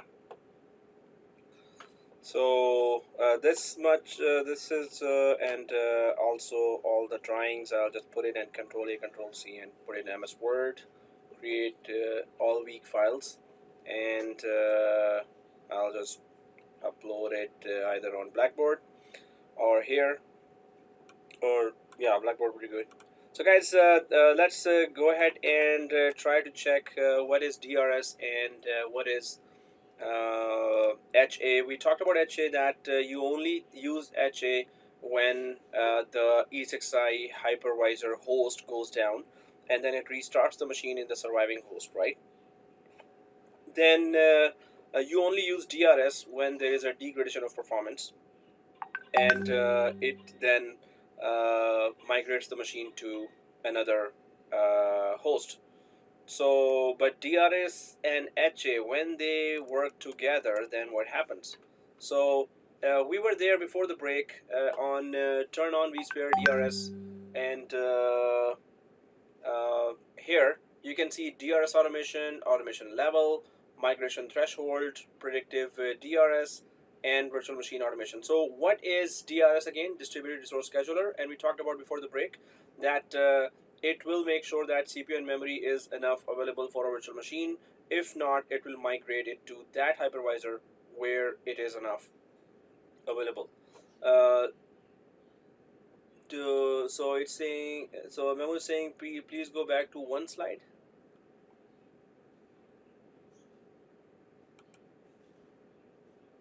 So I think we were here. You wanna go backer? We were here before that. Yeah, that's okay. That's okay. So DRS here, and we expanded this, right? So let's click the expand button here for DRS automation while it is selected on fully automated. So that automation level, there's a manual, there's a partially automated, and there's a fully automated here. Then migration threshold, conservative, aggressive, and it is in the middle here. So what we need to understand is that automation level, first of all, if we go to manual means that vCenter server will suggest migration recommendations for virtual machines. So this is just called suggestion, and it will not migrate anything. It will simply suggest, hey, you need to migrate virtual machine from E6i1 to E6i2 now. That sales machine, and then hey, that marketing machine also you need to migrate from E6i1 to E6i20 now. So all suggestions will be there. It's up to you. You want to see those suggestions, you don't want to see those suggestions, you take the decision. But then there's partially automated here.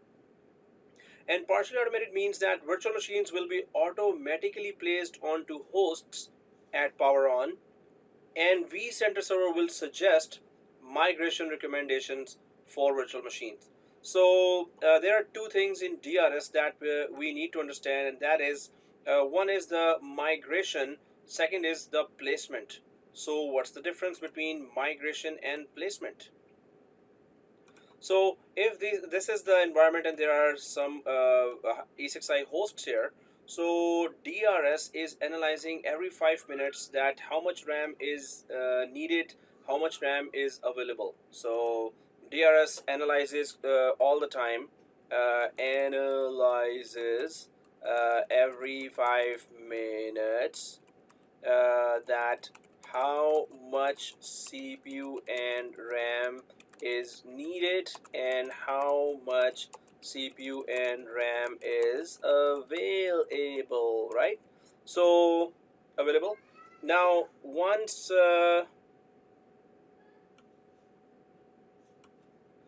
analyzes. Okay, so here what happens is that there are two things that we need to understand. One is migration. Okay, we understand that migration, it will migrate the machine if the RAM CPU is less in the current hypervisor and the other hypervisor shows more. What is placement? So placement is that at power on, if the machine was turned off and you had to power it on, so at power on, DRS will check which ESXi host is best suited for this VM and will place it on that ESXi host. So this just means that if the okay, my kids are fighting back there. Okay, in the other room. So anyway, so here if this host goes down,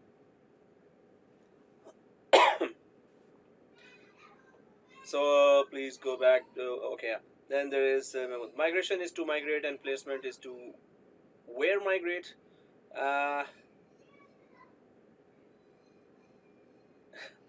So yeah, migration is to migrate and placement is to place. So that's what I'm about to explain now. So here, guys, are you hearing this fight in the background going on with kids or not? Right? Okay, if you're not hearing that, then it's okay. I'll just try to not concentrate on that. So used to that. Okay, so okay, so yeah. And now there is a virtual machine and there were multiple virtual machines here, and those virtual machines are down, suppose. So this actually the host went down, right? So the virtual machine have to be restarted now. So we're talking about at power on, right? So when you had to power on, suggestions on how to power on those machines. So DRS placement means, oh, I need to power on. So let me first think, this host has 20% of CPU and RAM available. Oh, this, no, so this has very less RAM available. So DRS is thinking now, right? This has 40% of CPU and RAM is available. That seems good. This host has actually 50% and this host has 60% of CPU and RAM available. Wow, nobody's using RAM and CPU there. So placement just means that DRS will check which physical host is best suited for this virtual machine to start. So it will start if the disaster happened and the machines were shut down effectively. So it will start that virtual machine after analyzing all the hosts. Oh, this host has the best 60% of CPU and RAM available. So let me start here. So this is called placement or intelligent placement, we can say as well. So if the machine had to start from shutdown state, it will be started on the best suited host, right? That's called placement. And that is when the machine is powered off and you are powering on. Why don't we power it on into the best host, right? So and migration would be obviously that machines are already on. So placement is when machines are off and you decide the best host for that. Migration is when the machines are actually on and you just simply migrate it to the best suited host here, right? So DRS does both things, migration and placement. I hope you understand the difference of migration and placement. Machines are off because of the disaster and you have to power it on. It's this host, and machines, if they're already on, migrated. If they're off and then being turned on, placement is used, right? So if that is clear, then we can go ahead. So you can see that partially automated. If you put DRS on manual, we understand that it will simply not do anything. It will not do placement. It will not do migration. Anything. It will not do anything. DRS will not do anything. Partially automated is it will do placement, but it will not do migration. It will suggest only for migration, but it will still do placement automatically, which means if any machine is powered off and is about to be powered on, partially automated means that the virtual machine will be started, right? Virtual machine will be started on the best suited physical host. And then fully automated, the DRS will do both placements and migrations. Fully automated virtual machine will do both placement and migration, right? So hopefully we understand that what is the difference between placement and migration, why there's a manual, partially automated, and fully automated. So that's one thing. Second thing is migration threshold. So migration threshold is conservative to aggressive. So if I go up to aggressive right away, which is what we're going to do anyway, but aggressive just means that apply priority 1, priority 2, priority 3, priority 4, and priority 5 recommendations. vCenter server will apply recommendations that promise even a slight improvement to the cluster's load balance. So slight improvement just means that if the DRS thinks that, oh, my virtual machine is here, and suppose the virtual machine is here and already 50% of only resources are being used, but there are even a bit more RAM here.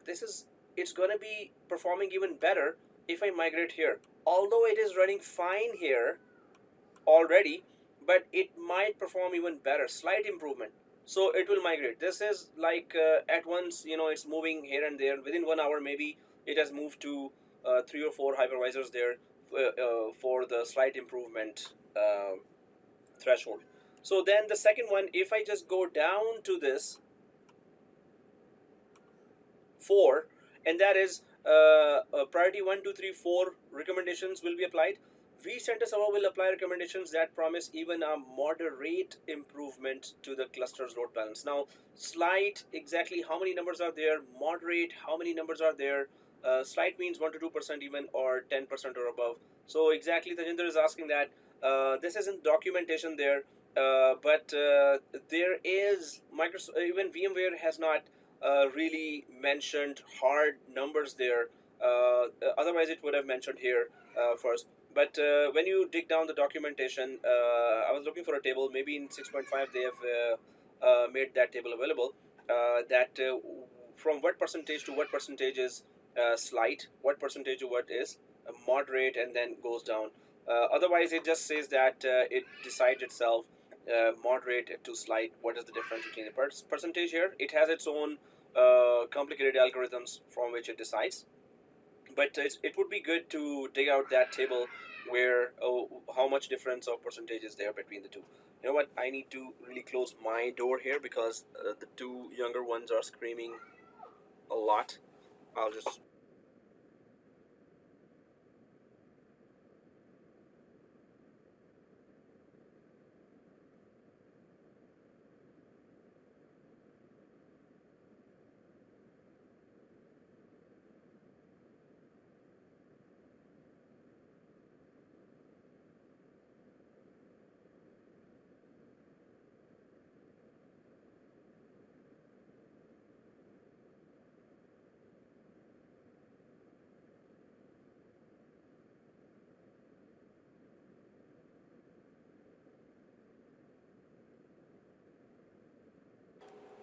All right, so let's come back to what we were talking about. So there's aggressive, and that says moderate improvement to the cluster's load balance.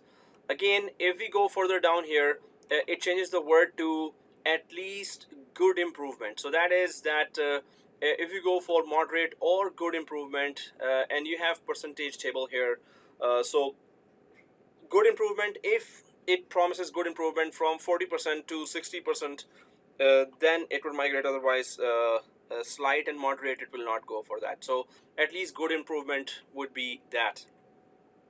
And if we go for 2, that is promise a significant improvement. If there is a significant improvement, then it will migrate. Otherwise, it won't migrate. So if it's jumping from 20% to 60% of the CPU and memory is available instead of very less, 20% is available, this is significant. So if it is significant, if it is 40% more available, 50% more available, it's not going to go for that. But if it is significant improvement, then it will go for that, right? So and the first one is that vCenter will only apply recommendations that must be taken to satisfy cluster constraints like affinity rules and host maintenance. You're about to do a host maintenance, so in that case you will move the machine. DRS will move the machine. Or affinity rules, this is another topic that is coming. Affinity rules basically means that affinity rules, since that terminology has come here, so affinity rules, it just means that if the two virtual machines are on one host, then they should remain together if they are migrated. Suppose, and that is called VM to VM affinity. The two machines must migrate together wherever they migrate. That's one affinity rule.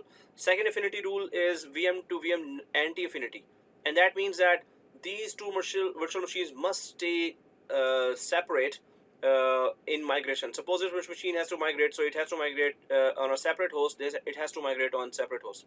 Then there are many other types of affinity rules, but affinity rule just basically means that either two machines will stay together wherever they go, or they must stay separate wherever they go, wherever they are migrated. But we're going to go in detail of affinity rules later. It's just being mentioned here. That's why I'm mentioning what basically is affinity rule. So, but it says here that priority 1 would be that it will not migrate a virtual machine. DRS will not touch virtual machines unless you are doing maintenance. You're about to put the host on maintenance mode, and or if you have very strict rules there, right? Then only affinity rules. So guys, let's drag it up to aggressive here. So what you can see here is fully automated, and it's going to do automatically migration and placement. And I hope we remember that what is migration, what is the difference between migration and placement. So it is on fully automated, and then aggressive means even slight improvement is possible, it's gonna migrate right away. It's gonna be very aggressive. This means the end users that are connected to those machines will always get good performance, right? If it is fully automated and aggressive. This also means that you can do something else, and don't worry about the virtual machines. It's going to be migrated if there's a slight chance of improvement in any other host, right? So we understand that fully automated and this. Now, okay, aggressive. Make sure it is on aggressive, guys. Fully automated and aggressive. Second thing is predictive DRS. Enable predictive DRS, and that just says, in addition to real-time metrics, DRS will respond to forecasted metrics. What is a forecasted metrics? Provided by vRealize. vRealize is a application that is a one-stop monitoring application of VMware. It is called vRealize. You must also configure predictive DRS in a version of vRealize operations that supports this feature. So first you have to, this is a very big application. Its license is very expensive, vRealize application.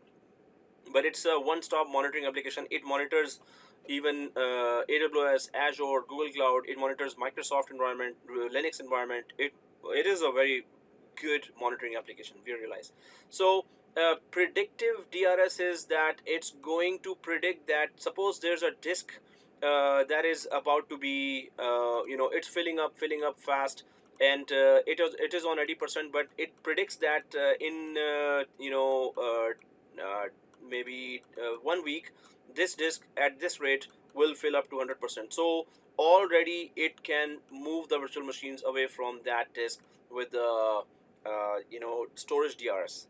So the thing is that it can also predict with the help of log files that they are reporting, okay, the CPU was okay 1 week ago, it was 50%, now CPU after and 2 weeks ago it was 50%, then last week it was 40%, and this week gradually there's a pattern here, and gradually it's decreasing to 30%. So 30% of CPU is left now for virtual machine. So it just predicts that okay, next week it will be 20% down to, because of the virtual machine being busy every day and nobody's moving anything. So it can do predictive analysis, and then it could just simply take action on the predictions that it has after getting reports from metrics or log files as well, right? So this is really a very automated application or features there. So predictive DRS, then there's a virtual machine automation, enable virtual machine, individual virtual machine automation levels, override. So you can also override that. Suppose you're saying that, hey, every machine will be following fully automated and aggressive settings, but then you say, no, my this machine here, which is SQL Server, I don't want it to follow any of the DRS and HA rules. So in that case, you can override any virtual machine that, hey, don't follow DRS rules and don't follow HA rules. So you can do that too. So that's what it's saying here. Now, if we go further down here, there is that virtual machine. So additional options: VM distribution, memory metric for load balancing, CPU overcommitment, and then power management and advanced options. So there are options after options after options, and you would say that, hey, prof, where's the lab there? So yeah, we can skip that and do the lab, or we can understand these options. These are more important than actually doing the click click click. But after that we will do the click click click. The thing is that hopefully you are understanding that it is very disruptive environment. We are all at home, but I'll salute you if you're understanding everything, right? So here we're talking about then VM distribution for availability, distribute a more even number of virtual machines across hosts. So if you let's select that, which means that the virtual machines will be equally distributed among the hosts. Suppose one host has 20 VMs and another host has just 2 VMs. So it's going to check that, it's going to analyze that, and it's going to try to distribute equal number of VMs across multiple hosts. So memory metric for load balancing, if we select that, load balance based on consumed memory of virtual machines rather than active memory. So how much of the memory has been used already? 60% of the memory, 80% of the memory. So okay, here load balance based on consumed memory of virtual machines rather than active memory. So in that case, we're going to it's just going to load balance based on consumed memory, which means that 60% of the memory is consumed. It's going to try to put that machine in that hypervisor host, which has to offer more physical memory, right? So just keep on checking the conditions of the virtual machine and then do the decisions yourself. So VMware administrator will be like sitting back and doing something else while DRS is analyzing for you and making decisions for you. That could be also very you should take manual control as well. What are they paying you for? So CPU overcommitment, control CPU overcommitment in the cluster. So what is CPU overcommitment? Anyone can check that out. What is CPU overcommitment? Anyone knows that?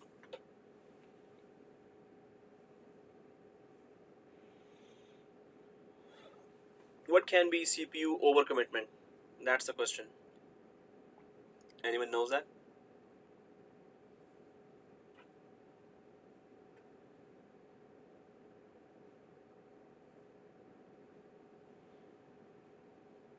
So this means I should switch to the labs right away. Oh no, okay. Okay, so there's a reply.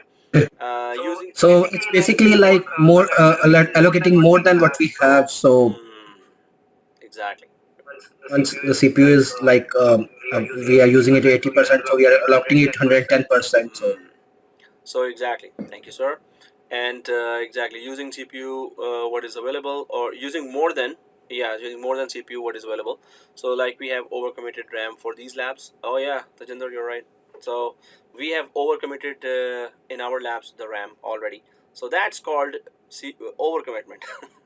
So ratio 100% of cluster capacity. So they're just saying that, hey, you want to overcommit, the how much you want cluster to allow you to overcommit. We don't want to overcommit CPU because ultimately in production environment it might lead to degradation of performance. So that's why but we understand that you can actually put restrictions on that as well, that don't go more than this much percent of overcommitment. So then there is that power management, guys. If we go to power management here, so we go down to power management and expand that.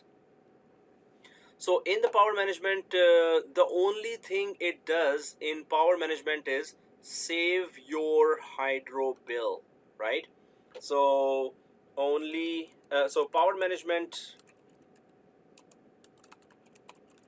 is that it saves company's hydro bill. How? So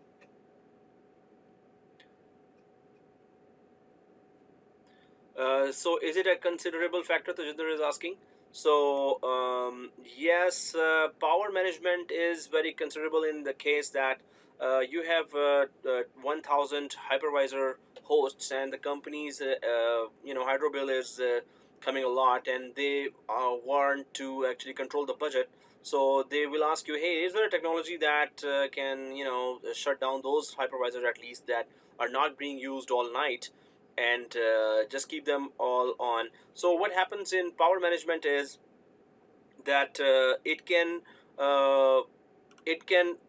check, power management in DRS can check how much of the CPU and RAM is being used. Suppose there are 20 virtual machines here, and 30 here, and 10 here, and actually 5 virtual machines here. So those having 20 virtual machines here and 30 here, then there are 10 and there are 5 virtual machines here. So DRS analyzes that, hey, why there are 20 virtual machines when this host here is actually using very less virtual machine, or CPU and memory is enough available here, and why don't suppose it decides that, okay, let's move 5 virtual machines to this host here, which has 30 and it has a capacity of actually 10 more. It can take 10 more. Then you use whichever hypervisor has 5 hosts, it will move the 5 hosts to any other hypervisor. Then it will simply shut down that hypervisor. So it will simply shut down that hypervisor. Then it will shut down the other one. Suppose there are 10 machines, and you can it analyzes that, hey, this last hypervisor can take actually 30 more, but there is just 10 more. So let me just migrate all the 10 machines and shut down this hypervisor as well. And then it keeps on shutting down all the hypervisors. Why? Then it saves electricity. Yeah. So Tajinder says, does switching off virtual environment contribute to power as real hardware is always on? So Tajinder, the real hardware is shut down. It's not switching off the virtual environment, it's switching off the physical environment. So it is switching down the ESXi hosts here, right? ESXi host. So it is switching down the ESXi hosts here, right? So, and Baba today is saying that sounding like auto scaling in AWS. Yeah, we can say that. So AWS, it saves your money when there's more traffic, more machines are created, and when there's less traffic, machines are deleted as well. So this is, it shuts down all the hosts that have few virtual machines, migrate those virtual machines to other hosts and shut down those hosts. So in the morning, what it does is it's just simply remote start those hosts And when there's a pressure, more users are connecting to those machines that are still started in other hosts. So now machines need more CPU here, because in the morning all employees have started connecting and they are busy and they need more CPU and RAM. So it will again just send the remote start command here, and then migrate back all the machines to the other hypervisors. And that's how it's going to. Baba Tunde is actually talking in private to me. So but maybe he doesn't know that so Baba Tunde, you have to select the everyone and then ask that question. Or if you know that you want to stay anonymous in private, that's also okay. Okay guys, so let's go ahead. He's backup expert. Oh yeah. Can I ask a question? When you talked about the overriding, you said we can enable it and we can, for example, exclude the SQL database from the hypervisor. So we enable it, but how we can select that virtual machine? Oh yeah, so that I will be, since that question is there, that how do we override, right? That don't follow the DRS and Yes, that's right. DRS and HA services. So that's the question: how to override. Okay, yeah, it's we're still have that window open, but if I can, well, once this is over and we have pressed OK, then the override option is in the door cluster configure, and in this area where we clicked it, the last fifth or sixth from the last is a VM override option. That's where we go and tell it, hey, you don't follow DRS in HA configuration, but the rest will follow. But I'm going to show you right after. Okay, so we're gonna enable it here, but we have to configure it in another option. So we have to just go down there to the VM override option. It is called Okay. override. Thank you. Okay guys, so we're talking about then the DPM, or distributed power management, and it is off, it is manual, it is automatic. The only problem with that power management is that if the machine, if the DRS DPM sends the command, hey, power on host, and it doesn't power on, then you're on the run now. So it sends it, maybe last night it shut down 50 hosts out of 100 or 200 hosts, and then it is sending remote commands to the hosts, and only 10 of them started and 40 of them are not starting for some reason. So then you will be on the run, and you must make sure that they are newer hosts and they can remote start with wake on LAN feature, or IPMI and ILO features from HP, Dell, and IBM, right? So remote start command must work. If it is working fine, then go for what? Then go for DPM and save your company's hydro bill. But it's kind of unreliable. Like if the host doesn't start, what do you do then? Right? Okay guys, so we understand the DPM here. Then there's the last option here is, and that is advanced options, and this is where you refer to VMware documentation to get a script to put here. Advanced options are there, so you can change the basic nature of how DRS and availability really works. So advanced options, as the name says, advanced, will simply, you can add some code there, and it will just render any of these major features disabled, and you cannot enable it even, or you can just change the options, basic options of that. Hey, don't go for enable predictive DRS even if somebody enabled it. So you can just go for advanced options to enable, disable, or just gray out any of the features here. Guys, what we understand from here is that DRS is on.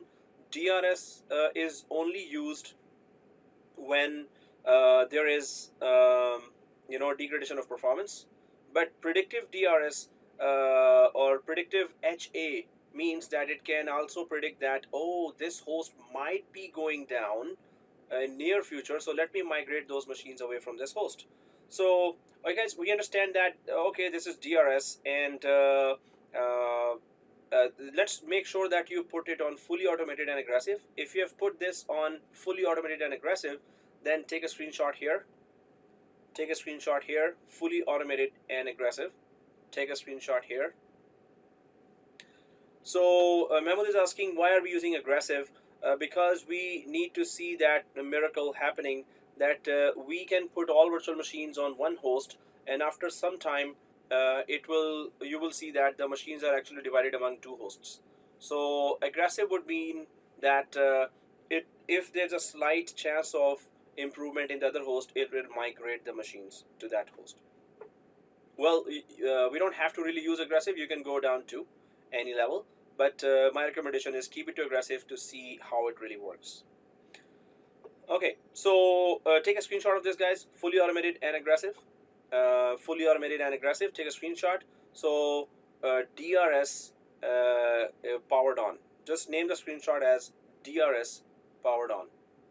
Name the screenshot as DRS powered on. So I'm just gonna go for screenshot number 3 here, and that is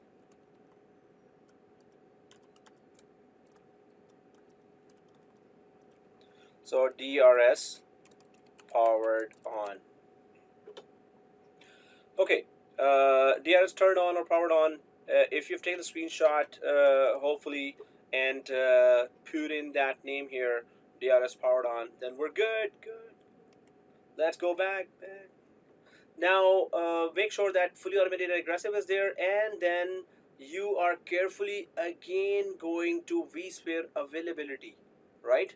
So you're again going to Vsphere Availability. Let's click that Vsphere Availability here, and now you can see that there is no okay. What, Mehmood?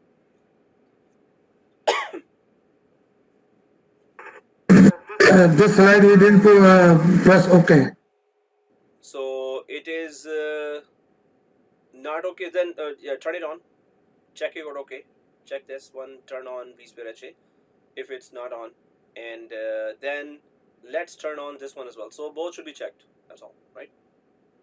So go ahead and both be checked, guys. So let's turn it on. Turn on Proactive HA. So I hope everyone has turned on the Proactive HA here.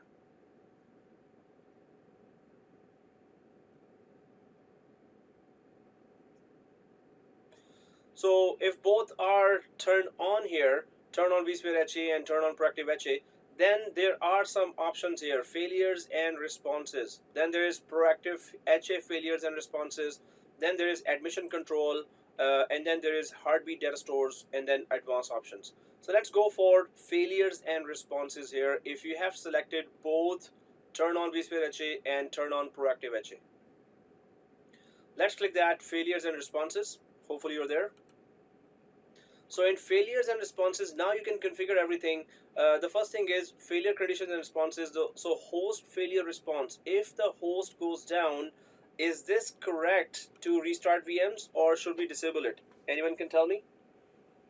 If host failure occurs, should the VMs be restarted, or should this option be disabled? Anyone can tell? You can come on mic and say, or you can chat and say. Should we disable it, or should we restart VM? So Adiola says disable. Mehmood says no idea. And anyone else? So Mahir says restart. And Babatunde says restart. So host failure and default is restart, Shiva says. Default is restart. And that should stay that way. So, but what are we talking about here? I'm just going to quickly go back to what we already discussed here, that if the host goes down, please restart my VMs on the other host. That's what it's saying. So if the host goes down, then should it do nothing, or should it restart its VMs on the other host? So the restart option there says, if the host goes down, please restart those VMs and do something about it, which means restart your VMs. That's what it's saying. Hopefully we understand. So definitely we need to keep it restart VMs, right? And the second thing was response for host isolation. So response for host isolation is disabled right now, but if we expand that, see this, there's an expansion here, there's a expand button. In fact, if we go to host failure response here, there's an expand and there's a option. So we just went for restart in VMs, but let's go for the first one, host failure response, and expand that. Host failure response and expand that. I hope everyone has expanded that. So failure response allows you to configure host monitoring and failover on this cluster, which just means that yes, monitor the host, that which host is available, please restart the VMs right away. And then there is default VM restart priority is medium. So this means that is it really important to restart the VMs on any other host? So we say yes, it is highest priority right now. Let's change it to highest. Go ahead and change it to highest here. So default VM restart priority is highest. Obviously we want it to restart. There is nothing less than that we want it to do. And then VM dependency restart condition. So resources allocated. How much of the CPU and memory need to be allocated when the virtual machines are restarted on the other host. So the host went down, virtual machines are being restarted here and here and here and here. So Sir, I have a question. yeah. Yeah, when this is, one machine is down, how you can transfer it because it's down? What do you mean by down? Like it's not accessible or it's physically down? Yeah, it's physically down and you cannot ping. So if it's physically down, it's not accessible. How it will migrate? It can migrate in between because it's in the RAM. So first of all, it's not called migration, and it's not migrated. So let me just explain that scenario here. Where is my SAN? That's where the SAN come in. So wow, that's too okay. Let me just go for. So that's a good question. That if the host is fully shut down, you cannot even ping it. How are you moving the machines from a totally dead host, right?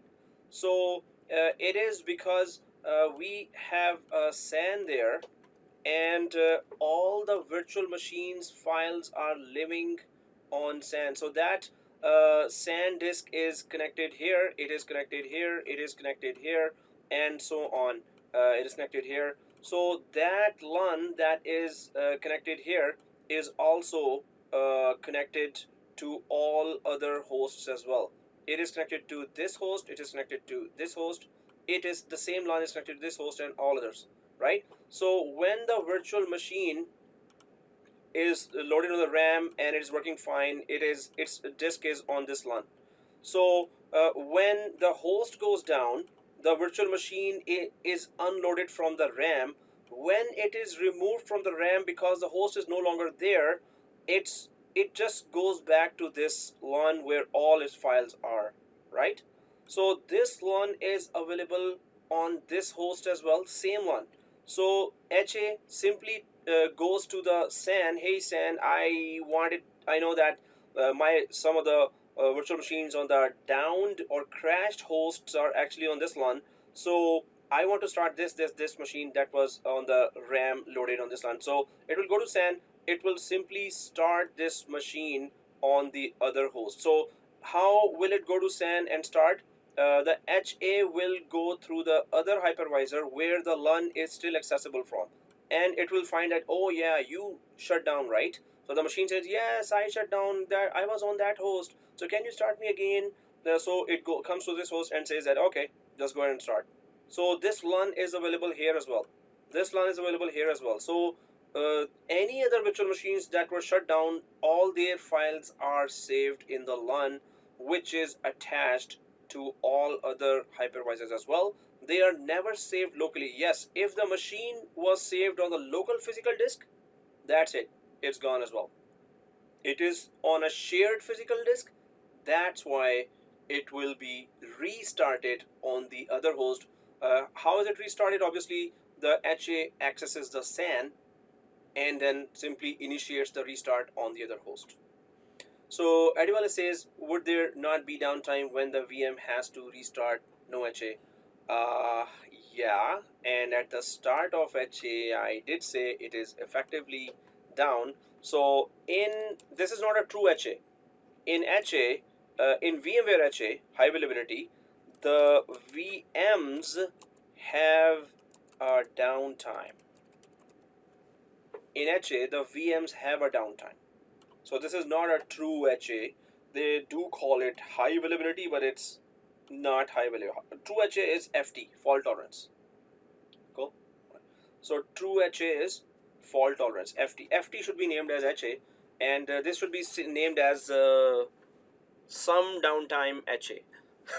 So because there's some downtime.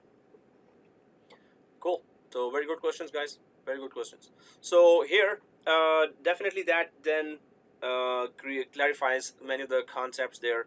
So guys, sometimes it's a lot of theory, but if you are really paying attention, I'm sure you are, you will really gain, and this whole theory will get you a job.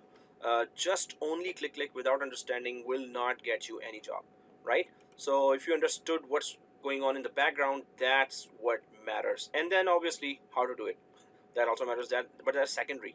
First is, did you get it? Did you understand what's going on? So we're talking about this dependency. After the condition has met, Vsphere HA will proceed with the next VM restart priority.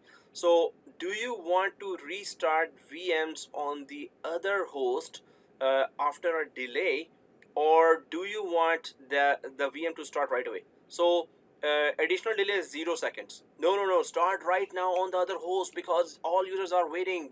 It already, there's a disconnection there. Users are pissed off now, and they're creating a lot of tickets there. So please do not delay and just start the machine on the other host.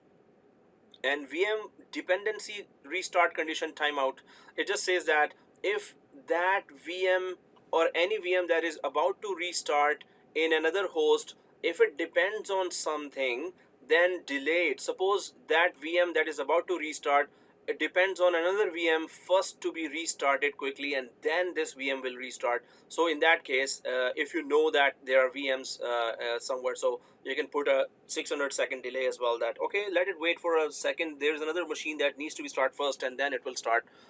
So you can put a delay in the restart as well. Okay, when we go down here, so response for host isolation response allows you to configure the cluster to respond to host network isolation failures. So how do you want to respond to the host that is isolated? So we did talk about that scenario, shut down and restart VM. So again, if I go to that isolation scenario here, what would you want to do? If the host is isolated here and from vCenter you cannot reach it, would you want HA to simply restart those machines? So would you want the isolated host virtual machines to be restarted or not? What would you say? Yes or no? Should the virtual machines be restarted when the host is isolated, or should the virtual machines remain the same, just stay started, even if the isolated host just means you cannot access that host from vCenter? So should they be restarted or should they not be restarted? So my R says no. So the virtual machines on the host that has been isolated from vCenter, should those virtual machines be started or not restarted? So Mahmoud says administrative down. So Shalinder says not to be restarted. So Shiva says no, I think we need to troubleshoot first. Devinder says no, users are there. Good. So yes, they should not be restarted, and because the host may be isolated, but that doesn't mean that the host is down. Host may be up, users are still connected, so do not touch those until the users are gone, maybe after 7 o'clock, maybe 11 p.m. At night. Then connect to it and check that, make sure all the users are disconnected, and then check what is the reason, what's wrong with that. Connection froze, or is the switch or the isolation condition is gone or not. So yes, we talked about that, and many of you are yes. If user can access, then no restart. And Gabriel says in HA, what happens to the other host dependent services like physical network interfaces? Like physical network interfaces. Well, the you know the depends on the connection freezing is a fault of what. Maybe it's just a cable that is disconnected. Maybe the NIC teamed network cards both are down, or they have some corruption, or they have a huge traffic that is dropping every packet, or they have just gone root network cards. So it could be anything that the connection is frozen because of. So network cards could be down as well, but otherwise network cards keep functioning. So these network cards that are connecting the virtual machines and end users to outside world. So there's a physical switch here, and they are connected fine. That physical switch is connected to someone else, some other physical switch, and they are connected to all the virtual machines or physical machines and the host there. So yes, network cards depends on what kind of problem happened, right? Depends on what kind of problem happened. Yeah, बिल्कुल जागते रहो. Okay, so so try to and then guys, first you are putting the message, then you're deleting them. So I think you're supposed to put in the other group. Maybe you have another WhatsApp group, right? So that's where you should be putting the message, but by mistake you're putting here, then you're deleting it. So yeah, so guys, the thing is that I could just go for a lab, but then you will ask, okay, what did we actually do here? So there are so many scenarios here that if you know, you can only then understand what's going on. If we don't understand these scenarios, then good luck with VMware. So that's why if it is all theory, just make notes of that and try to understand everything. Repeat the video and try to understand everything again and again, because this understanding will get you the job. Maybe there's a very small lab attached to it, but this understanding will, if you can explain all these options there in the or answer all these options and scenarios, then interviewer will be very impressed. So response for host isolation is disabled, allows you to configure the cluster to respond to host network isolation failures. And oh yeah, what he said, jagde raho, just means that hey, stay awake guys. So so yeah, shut down. And I understand that. That's why I'm saying again and again, oh, this is so important, it is important for your job, and I'm also asking you questions, so in order to invite your attention here. So this is too much theory for my standards as well. We should go for a lab as soon as possible, but I can skip all these options, but then what's the purpose of even coming here? So yeah, today might be a very, it's so Tajinder is saying it's going good, don't worry. Oh, okay, thanks sir. So but if I were you, I would have already started CP24 and or CTV and start getting afraid again by looking at the news. So okay guys, so here I would not do that if I am very serious about learning all that. Okay, so allows host isolation response is disabled, but what do you want the HA to do? Restart the VMs, power off and restart the VMs. So I would just tell the whole HA, hey, if there's an isolation, please don't touch my VMs. But it's up to you how you can see that. So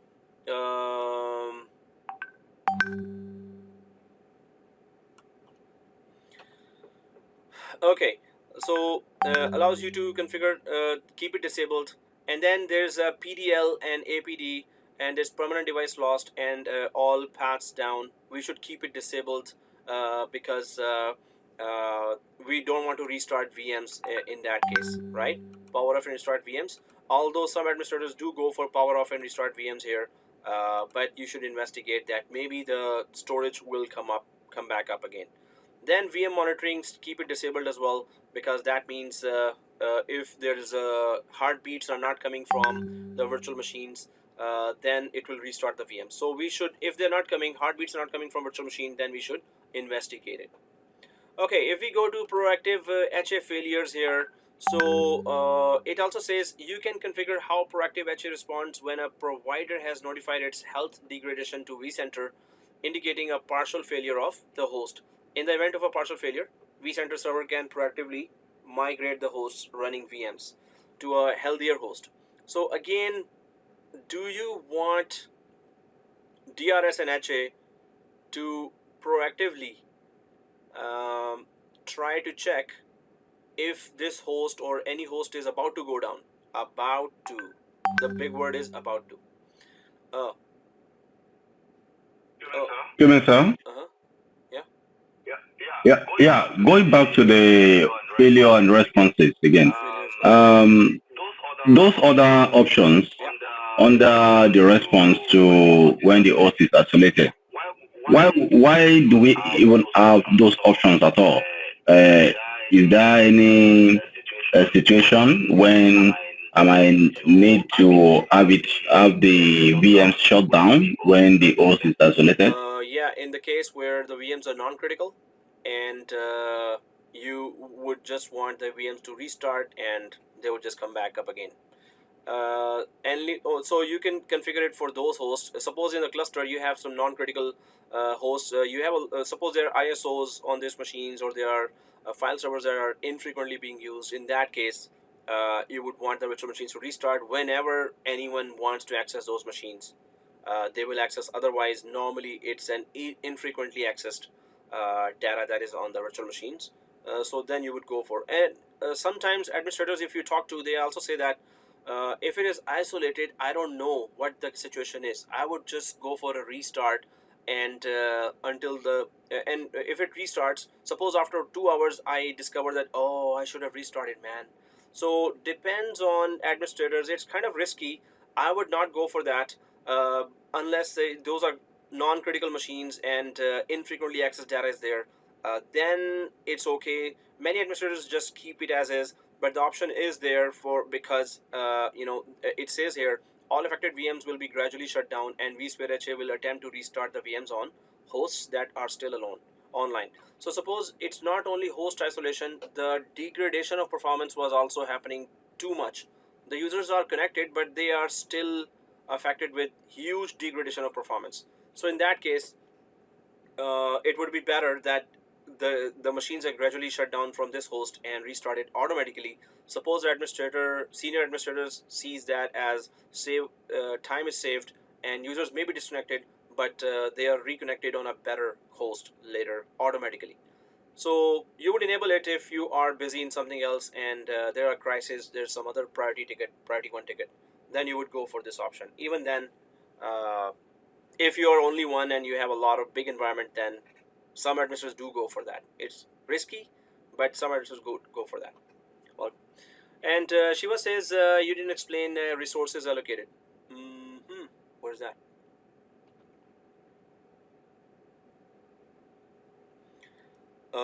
Resources allocated here. So that is powered on, guest heartbeats detected, app heartbeats detected. Oh, okay. So yeah, you're right. So after the condition has been met, vSphere HA will proceed with the next VM restart priority.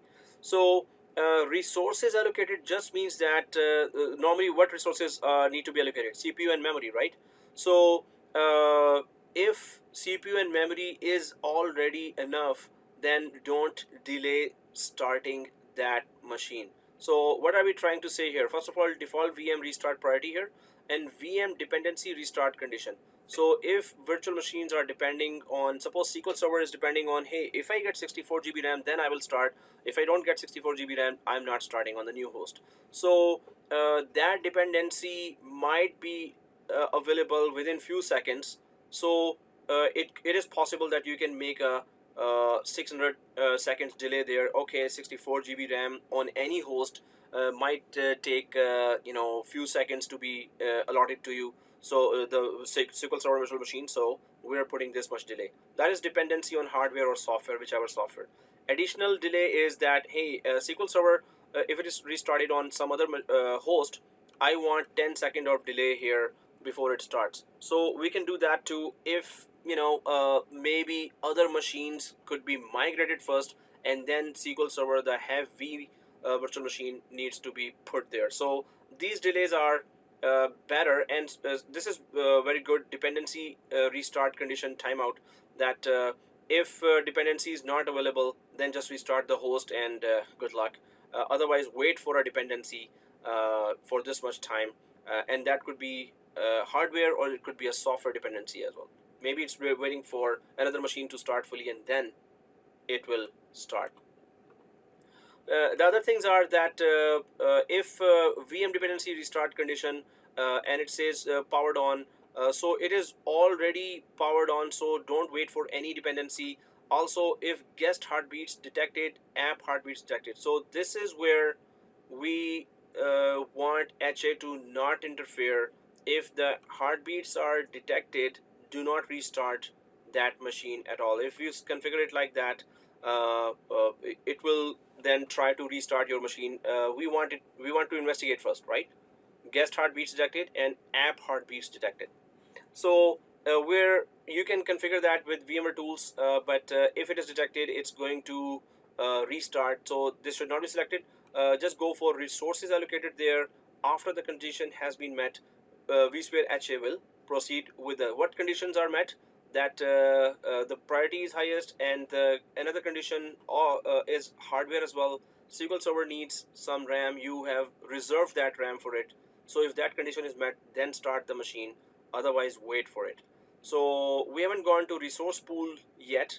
That's where you reserve the conditions or resources first. That hey, SQL Server will need 8 CPUs or 10 CPUs on the new host, and 128 GB RAM. If that is met, then it will start the machine, right? So it just depends on that what resources are available and what dependencies a virtual machine has that you would want to have a delay.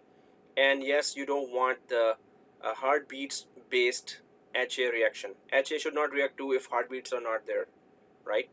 So if they're detected, then it's okay. Otherwise, not detected, it will restart. So yes, it is kind of tricky here, but the thing is that you have to really decide after having some experience. We also just try to get familiarized with our environment first, and then we go ahead. So then we were talking about proactive HA failures and responses. So this is just that do you want it to be proactive? And it will then analyze and it will take decisions automatically. That I thought the DRS is saying that I am seeing a trend there in log files that this host might go down. So if it analyzes that okay, the RAM is like 95%, 98% for a few hours now being used, and CPU is like nearly 100%. It's totally or it's going regularly towards up and up trajectory. In last hour it was 80%. Now after 1 hour it is 90%, and it's still going up. I can see or foresee with the log files that it is going to go down, or it's going to be crashing the machines. So I'm moving my machines right away. So this is predictive or proactive functionality, right? So what we need to do is, okay, I'll just come back here.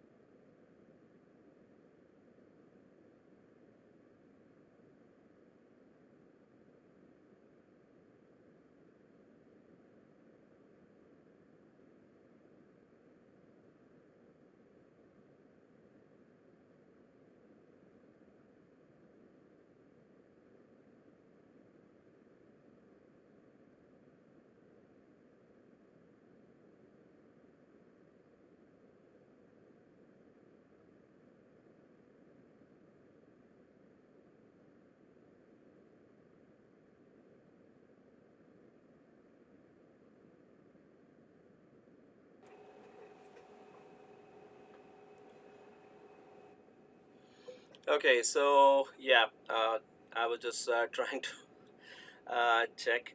The cell phone sound was too loud and was a bit far. So here it is all proactive failure and response to the failure.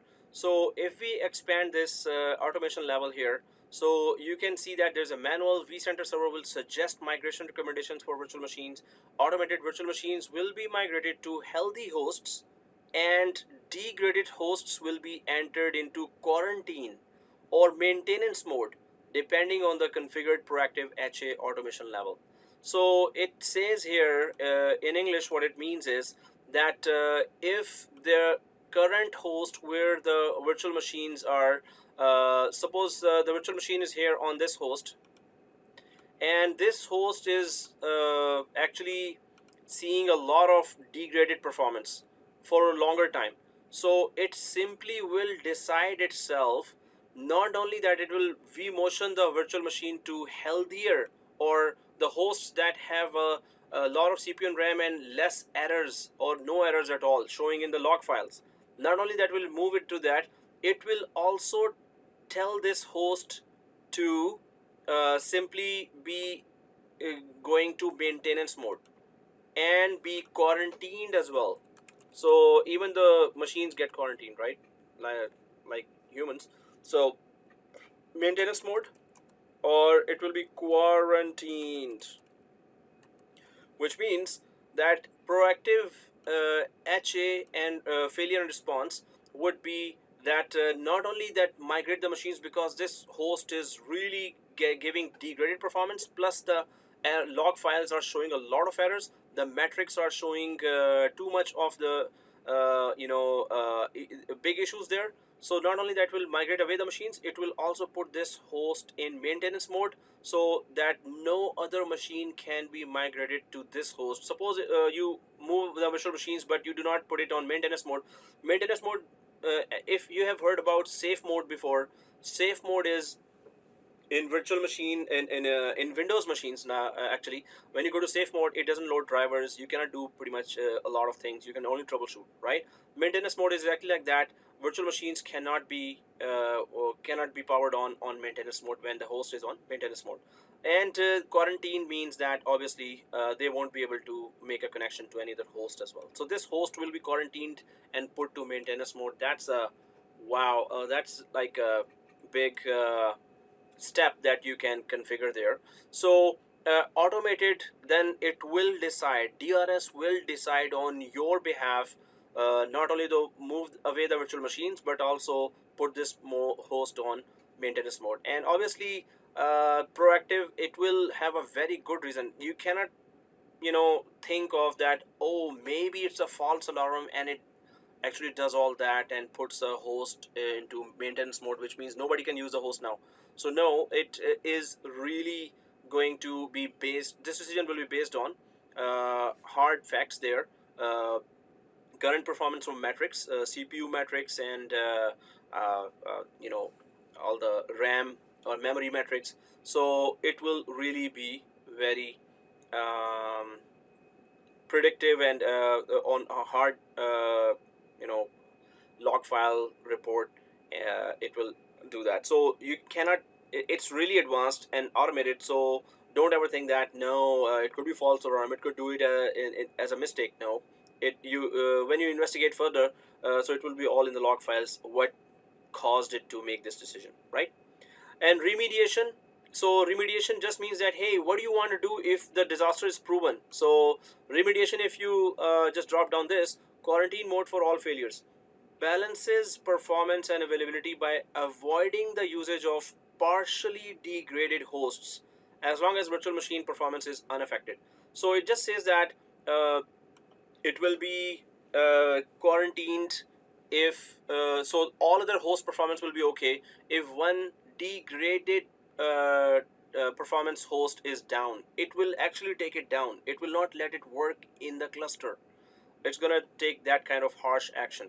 So quarantine mode for moderate and maintenance mode for severe failure. So you can go for if there's a slight failure or degraded performance, just go for quarantine, and that your host will not work again until you take it out from quarantine manually. Or you can go a little lenient and quarantine mode for moderate and maintenance mode for severe failure. So maintenance mode is you can't do anything. Quarantine mode is that it is separated from all other hosts, but once the issues are resolved, it can be quickly put back with other hosts. So maintenance mode is it takes time to go in the maintenance mode, and it removes all the machines, and then it takes some time to come back to the normal mode. So then there is maintenance mode for all failures. So this is also harsh, that none of the machines can really work at all. So we're gonna stick to our quarantine mode for all failures, which is actually a bit lenient, that you separate it from other hosts, resolve the issue, then put it back with other hosts. Maintenance mode actually takes a long time to get the host back, right? Here we talk about automation level, which we can keep it manual because we don't want it to be our environment is not the perfect environment. So I don't want it to be proactively thinking that, oh, this less RAM is degrade performance, so let me just put it on quarantine on maintenance mode, and then all of a sudden you will see that your virtual machines are not communicating with anyone. So that's why keep it to manual, and quarantine mode for all failures is okay. Then we go down to admission control here, and admission control is that capacity reservation it does. So if you see this host failures cluster tolerates, so anyone can see already host failures cluster tolerates. What can we did discuss that before, but what does it mean? Anyone can tell me what does it means? The host failures cluster tolerates.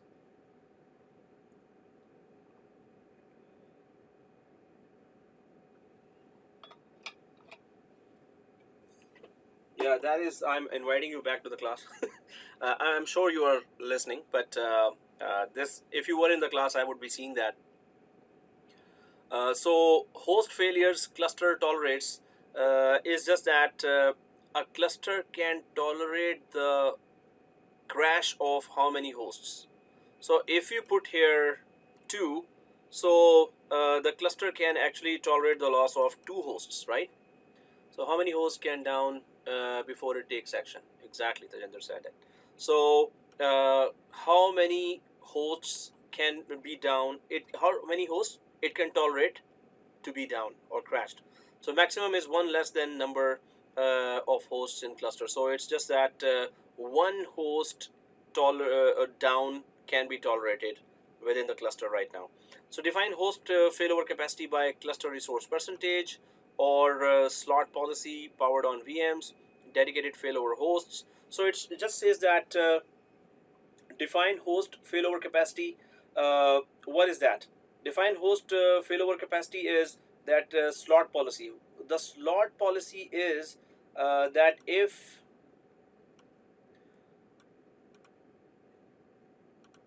so, suppose you have this slot policy, and it just means that suppose you have 2 or 3 or 4 or 10 hosts. So it just checks that admission control checks that, hey, per host there are average of 10 virtual machines. Suppose average of 10 virtual machines.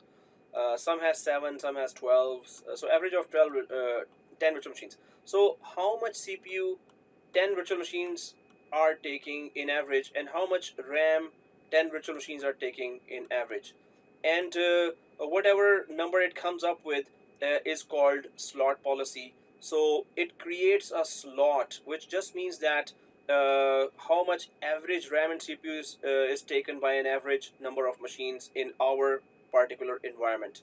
So why is that important? So suppose it says that overall they are taking up 40% of CPU and RAM, right? CPU and RAM in an average number of machines in our environment. So, or 50%. So it will then try to divide that. Okay, you don't use 20% of your CPU and RAM from now on, and don't use 20% of your CPU RAM from now on. We discussed that before as well, capacity reservation. So it will then divide that among 2 hosts. If one of you goes down, the other 2 can still take care of all your machines there, because the slot policy says so, right? It analyzed from the slot policy that, okay, average this much should be reserved on other hosts, or actually all 3 hosts. So this is just capacity reservation. And then cluster resource percentage again is if the full cluster, what is cluster? A collection of two hosts, right? What is cluster?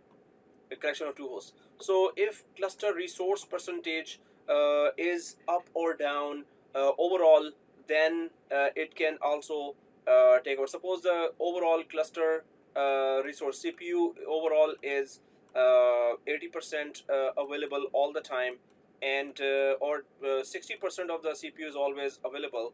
The cluster decides that, and 60% of the RAM is also available. So it will then make sure, according to cluster overall resource availability, that okay, the cluster will not let the other host use 20 or 30%. This will be automatic. It will decide that all hosts cannot use more than 70% of CPU and RAM, because overall we've seen that we are generally using this much, or 70% of the CPU and RAM overall, and 70% of the RAM. So it depends on how you want to configure. Then the dedicated failover host is that you have 3 hosts here, and 2 hosts are having all the machines here, while 1 host is just on standby, right? So this dude is on standby for 1 year, 2 year, 10 years, 20 years, but it's on standby. So Tajinder is asking how many hosts can down before it takes action. So how many hosts are down, then it takes action. So that's what it's saying, that in which so normally they can tolerate the loss of 1 host. Normally they can tolerate the loss of 1 host. You increase that number here, and it will automatically tell all the hosts, hey, from now on, because somebody increased the number to 3 hosts, I want to tolerate the loss of 3 hosts out of 20 hosts. So it will increase the capacity reservation in all other hosts. Suppose first senior administrator put, we want to tolerate the loss of 2 hosts. So it will say, hey, every host from now on, you will not be using 20% of the CPU resources, and you will be only using 80%. Then another administrator came, no, we want to tolerate the loss of 3 hosts. So it will be divided on all the hosts. Then from now on, all hosts will not use 30% of the CPU and RAM, and only 70%. Then somebody comes there and say, no, we want to tolerate the loss of 4 hosts. Then it just gets divided on all hosts. So 40% of the resources of all the hosts will not use 40%, only 60% will be used. So you increase here, and it is divided on all the hosts. Hey, now reserve the capacity for 4 hosts lost, or 2 hosts lost, or 3 hosts lost, right?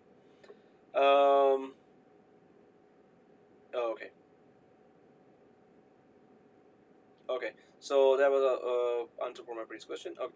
Does it depend to how many hosts we have?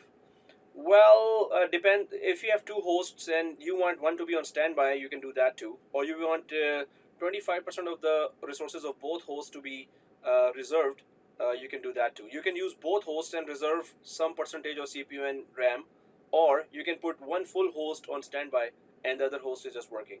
If the first host has some issues, then all machines will go to the standby. So this is how the whole thing is going on. Today was, I was not planning that kind of theory. I wanted to go for actually just the lab first for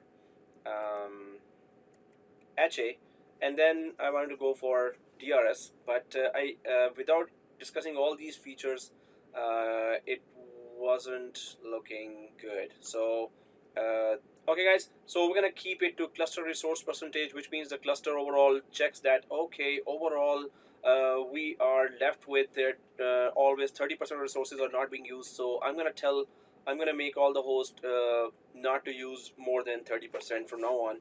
If any one host goes down, I can then move the virtual machines to the other host.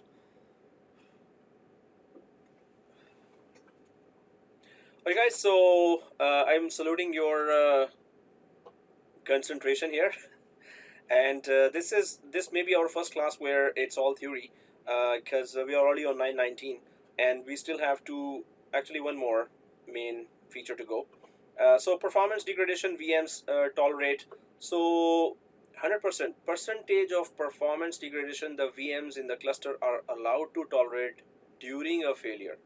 0% raises a warning if there is an insufficient failover capacity to guarantee the same performance after VM. So how much of the performance VMs can tolerate, percentage of performance degradation the VMs in the cluster are allowed to tolerate during a failure. So now they should tolerate, this means that the VMs are not shut down, they're just waiting to be migrated, and they can tolerate 100% degradation of performance before they are migrated. They should not crash, they should not shut down for that reason. They just are frozen, and they will be migrated real soon after, as soon as the other host is ready. So this is just performance degradation VMs tolerate. Obviously they have to tolerate until they are migrated to a better host. Then there is that heartbeat data stores here, and so guys, if you see the heartbeat data stores, let's select all three. If you see heartbeat data stores, let's select all three. Oh, okay. What does it mean? So it means that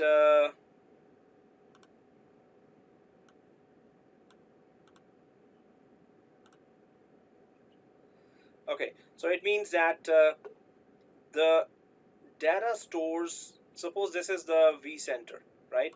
And these are all the hosts. It became a bit too big. So there's a host here, there's another host, and there's another host, there's another host here. Now the vCenter is connected to the host that is a master host, right? And anyone knows what does master slave really do? Master kicks the slave, and slave do the work. So what does master slave really do? Anyone remembers from this boring lecture what was master and slave doing? So master and slave were, slave was sending I'm alive, I'm alive, I'm alive every second. They were sending to master, and master is connected to vCenter. So suppose that the master VM is down, vCenter has nobody to ask for, hey, all hosts alive, because they are reporting to you, I'm alive every second. So master host, are you there or not? Suppose the vCenter has a frozen connection. Master is up, but it does not have a connection. Now it needs to confirm if heartbeats are still coming. So what happens is, if you selected these data stores will also collect information from the master and slave. Hey, are you guys alive? You can just update us as well, the data stores. And the data stores, not only that the master is updating, but vCenter got disconnected from master, or the connection got frozen, and vCenter is not getting exact report that how all slaves up and running or not. So the slaves will also send a that heartbeat to all the data stores. If you select them now, they will send the data store heartbeat to the data stores. Data stores will update vCenter. Hey vCenter, don't worry, your connection with the master host is frozen, but the data stores are confirming that all the slaves are actually up and running fine. So that's a, so does it depend?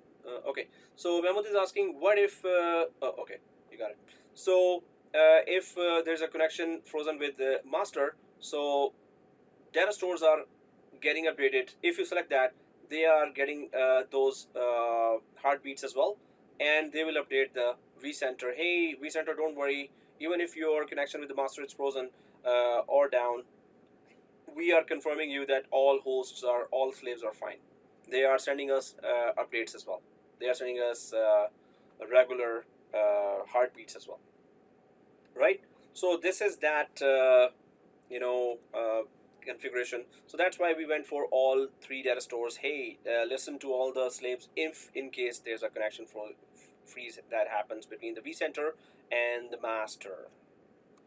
Okay, so that is a lot of So guys, let's take a screenshot here. At least this much click we will be able to do. So let's take a screenshot. But now some portion of the lab is starting at the last half hour. But if you can take all the notes separately, summary notes of the discussion here, and know all the options, these are the one of the most critical options in the VCP course, that how DRS and HA really work in partnership with each other, and what are all the options there, what is capacity reservation, what is admission control, heartbeat data stores, what are those. So if you're able to comfortably answer those in an interview, you will be really impressing the interviewer. Anyway, it's your hard work that's going to be beneficial for you. So yeah, very comprehensive service, exactly, you're right. So here guys, we get that, okay, these are the data stores here, and that will also receive the heartbeat. Now then there is advanced options, and again, as the word says, advanced. So but what it does is you can just grab a script there, and it will do something different than what proactive was doing or failure responses were doing. Normally you go for VCP documentation, VCP 6.5 documentation and advanced options. It will give you one-liner scripts there. Suppose you want to change the gateway, and suppose you want to change who you ping when the host is down. So all these basic things you can put on. I really wish I was secretly part of that other WhatsApp group as well. So I will be making friends from one of you, and then I will secretly get all the chat what is going on the other WhatsApp, and so I'll be paying that student biryani or samosa every class, right? In exchange, all the chat will be copied to me. Oh, this is what they are chatting there. Okay, just kidding. So oh, Tajinder is saying amen. Okay, so we have a volunteer, guys. So you can just when Tajinder is going out of the class, you can gather around him, and then so okay. See, Munir is already on it. So okay, anyway, so let's go ahead and try to press OK here, guys. And okay, it's already blocked. It's already going on. So let's go ahead and if we have click the so we have talked about DRS, and the option is on. Vsphere availability, and the two options are on. And then failures and responses, proactive HA failures, admission control, heartbeat data stores. I have to salute your dedication that you took on this brutal theory class. Normally I am strictly against a 4-hour theory class. This is not my style as well. But without discussing all this, it would have been a total waste of time to just do the lab. So I hope you understand that it was critically important that we had to go through all that, and every option has to be understood, right? So let's go for press OK finally here, and it's like okay, so press OK here, right? So we have configured all that. Oh, Munir is saying, I've been sitting since 10 a.m. and very tired already. Oh, it's okay. I really understand that. I was having a morning class as well. So a lot of blah, blah, blah there as well. That was also theory class. I hate theory. I mean, like, critical theory has to be covered, right? So otherwise, I am a theory hater. I just do practical. That's how we learn. Anyway, so this means you can understand how critical it was that I had to go through this. So let's press OK. So let's go ahead and press OK. Oh, I did that already. Okay. Seriously. Okay, guys. So we can see that the reconfigure cluster is there. So reconfigure cluster, and the completed option is there. Now that question that how suppose there are 200 VMs and they're all following the HA and DRS rules. How about we override one or two VMs? Hey VM, you will not follow these HA and DRS rules. So let's go down here. See this? If you can go down, so we are on Tor cluster and then on configure, and then we click down, down, down, down, down, down, down, down, down, down. Okay, so once you go to the bottom of that, you can see this VM override. So let's click that VM overrides.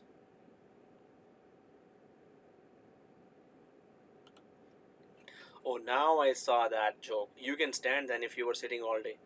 So that's a good one. So VM overrides here, and in the VM overrides, we just need to understand that. Let's click add. Let's click add in the VM overrides, and then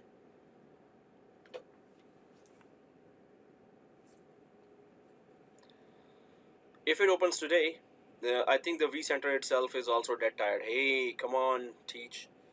Just give it up. So this VM override, when you click add, so now you can add a virtual machine and configure it to not follow HA and DRS rules. So if we click the plus sign here, this one, hopefully everyone's seeing the plus sign here. So once we click the plus sign, and we can see our 4 machines here. Suppose the first machine is not to follow HA and DRS options, right? The first machine is not to follow HA and DRS options. So select the first machine and press OK. Once you select the first machine and press OK, now you can see that automation level, use cluster settings, or fully automated. Suppose in cluster settings, it's not suppose we did that, we selected fully automated, but here for this particular machine you go for partially automated, which is only placement. If it shuts down, it will place it to the best suited host, but no migration. Or manual, no placement, no migration, right? So you can put it on just this machine. Otherwise we can just stick to use cluster settings, and then VM restart priority. If the host goes down, use cluster settings, or you want this VM to be the lowest priority, that all other VMs have been started, then this VM. Suppose this is a non-critical VM, you don't want it to start first, you would want the critical VMs to start first. So then you can go for lowest or low or medium or high. Then the critical one would have highest and the other one will have lowest. So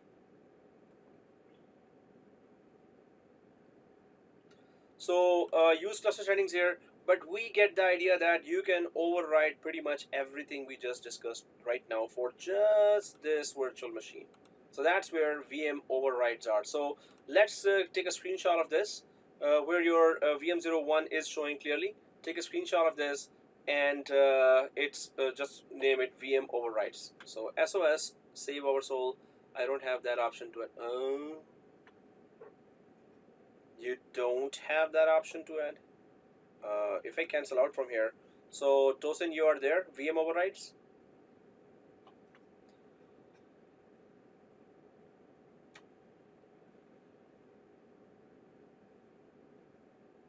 Yes, but no option. So you don't see add using, oh, okay, UI.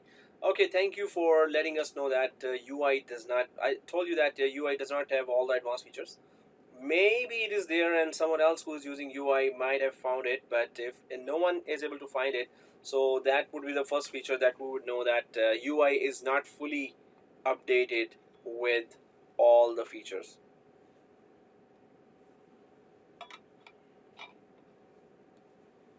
So I'll click add here and then click the machine. So Master G, you should switch to Flash base, not the UI way. Master G means respected teacher, right? So okay, so VM01, there might be other advanced features that you might not even check, we will to check it. So my suggestion would be to for everyone that some of the advanced features are not there, or the options are not there in UI. So come back to, in 6.5, you need to come back to flash based. So take a screenshot here, guys, after selecting the virtual machine, and it is called VM overrides. Take a screenshot here and call it VM overrides. So screenshot for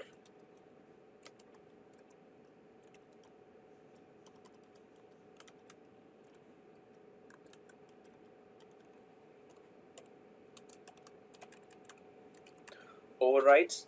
So okay, yeah, so it's the Tosin's sacrifice for us. So that's we should thank him for letting us know that okay, this feature is not there. So but okay, so yeah. Yeah, there you go. I was waiting for someone to come up. Hey, Kim says there it is. Tosin, we're all good. So samosa for him from you. Okay, one virtual samosa, one sterilized virtual samosa coming up. So 2 samosas for you, Tosin. Oh, okay. So yeah, Kim will tell Tosin. Until then, we can quickly go for a very complicated other lab that they will both miss. Now let's quickly do that. Oh, just kidding. So well, if that is done, we don't really need to have this machine here, so we can just cancel out from here after taking a screenshot.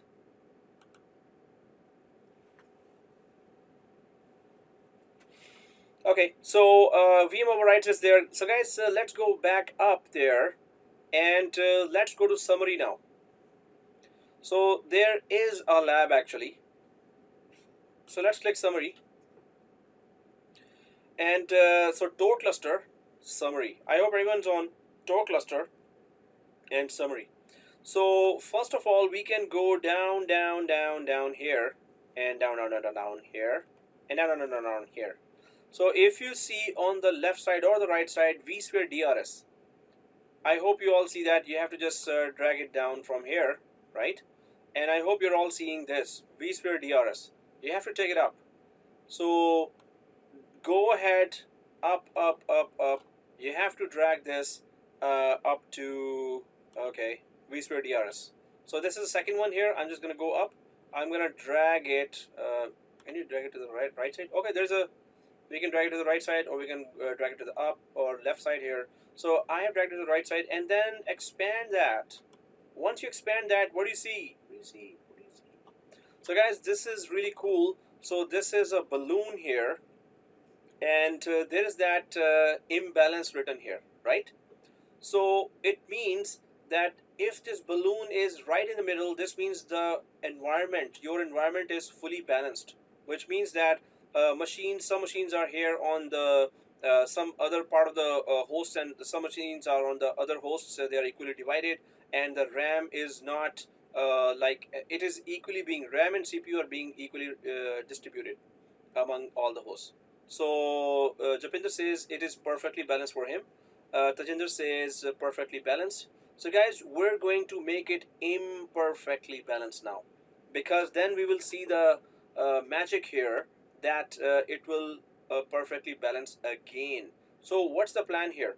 The plan is make sure that the balloon is either to the extreme right or to the extreme left, and then leave it there, and it will come back. It will start balancing the machines right away, right? So we need to make it extremely imbalanced, and then see the magic how it really configures it. So how do we do that? Let's power on all the machines on any one host. Let's power on all the machines on any one host. So how do we know which machine is on which host?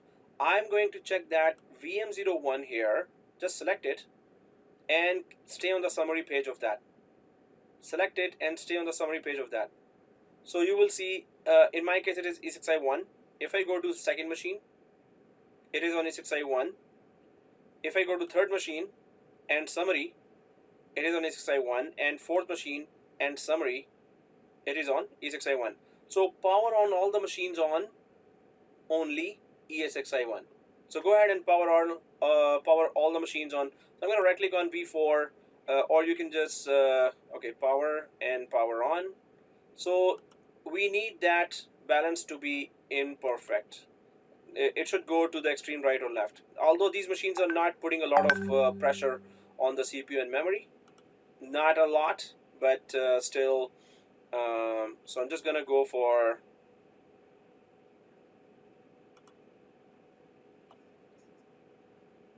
yeah. There's no operating system, so not much there in terms of the pressure. Hey, wow, Kim, that is so good. You created a quick video for that. Wow, man, you're amazing. Excellent. Okay, so let's go ahead.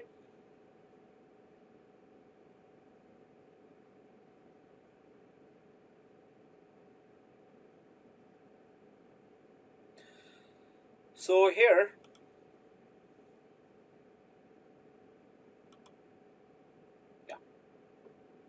yeah, on WhatsApp, he put a video where that. So guys, you can see. Oh, you know, it already is doing that. So I powered on everything. I'm going to Tor cluster now after powering on everything, and go for summary. So you can see that the balloon is a bit on the right side. So it sees that here, but you can see that the balloon is slightly to the right side or left side in your case, right? So, but it started automatically. DRS started automatically migrating my machines, or they DRS did placement and migration, and we need a proof for that as well. So first of all, it is imbalanced, but automatically it balances after some time. Automatically it balances after some time here, right? So if I refresh that, because DRS's task is to keep analyzing and then automatically balance it, right? So DRS's task is to keep balancing, keep analyzing and automatically balance the whole environment. So if I refresh that, maybe it's slightly moving towards the middle of the green bar here. And if it is moving towards the green bar, or it is in the middle of the green bar after being imbalanced to that much, then this means that DRS is really working hard to get the environment balanced again. So yes, it is moving towards the center again. If I keep on refreshing here, it is moving towards that. You have to keep on refreshing, but it's not going to do it right away.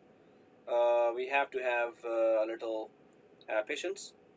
So E6A1 and E6A2 are showing some warning. Yeah, there is yellow one here. Normally it happens when it's HA. And so if you click E6A1 and go to summary, you can see the warning here.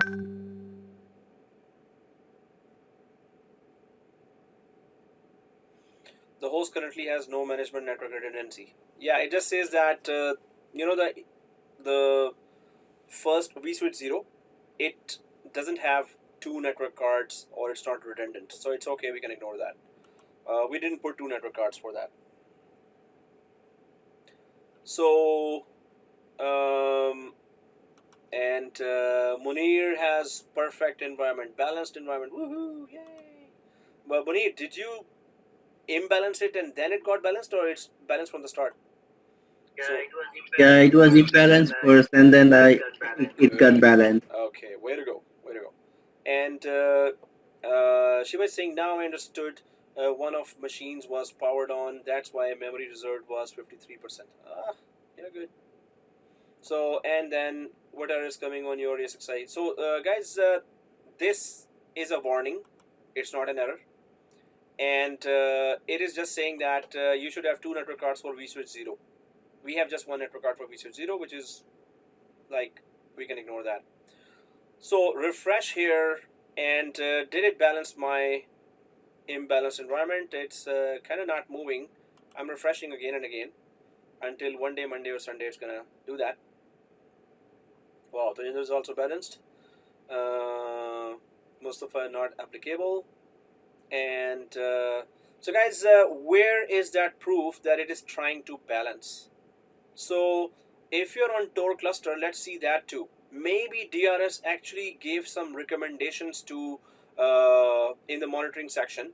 So we can check those recommendations, or we can check the history. Did it move any machine? So first of all, let me show you. If I click your first name VM04, so VM04 is on ESXi2. Remember that I was showing they're all on 1. This, I never moved it to ESXi2. It is on ESXi2 right now. If I go to machine number 3, it is on 1. Machine number 2, it is on, well, whenever it shows 1. And if I go to VM01, it is on 2. So my VM01 and VM04 automatically were placed because I powered on. DRS does the placement on shutdown machines when they are powering on. DRS does placement or put them on suitable other hosts. So 1 and 4 were on E6i1, but they are both on 2 now. I never moved them to 2, right? So 50-50 now, exactly.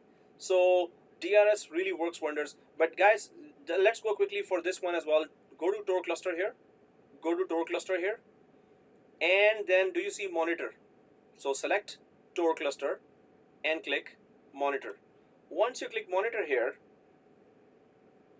then you can see on the right side Vsphere DRS. So again, Tor cluster, monitor, and Vsphere DRS, this one, right? Go ahead and click that. Once you click that, so there are some recommendations which we don't see any, but see this, the history. Go to the history. Once you click the history, now you see that what happened at what time. So place VM04 on ESXi2, then place VM03 on ESXi1.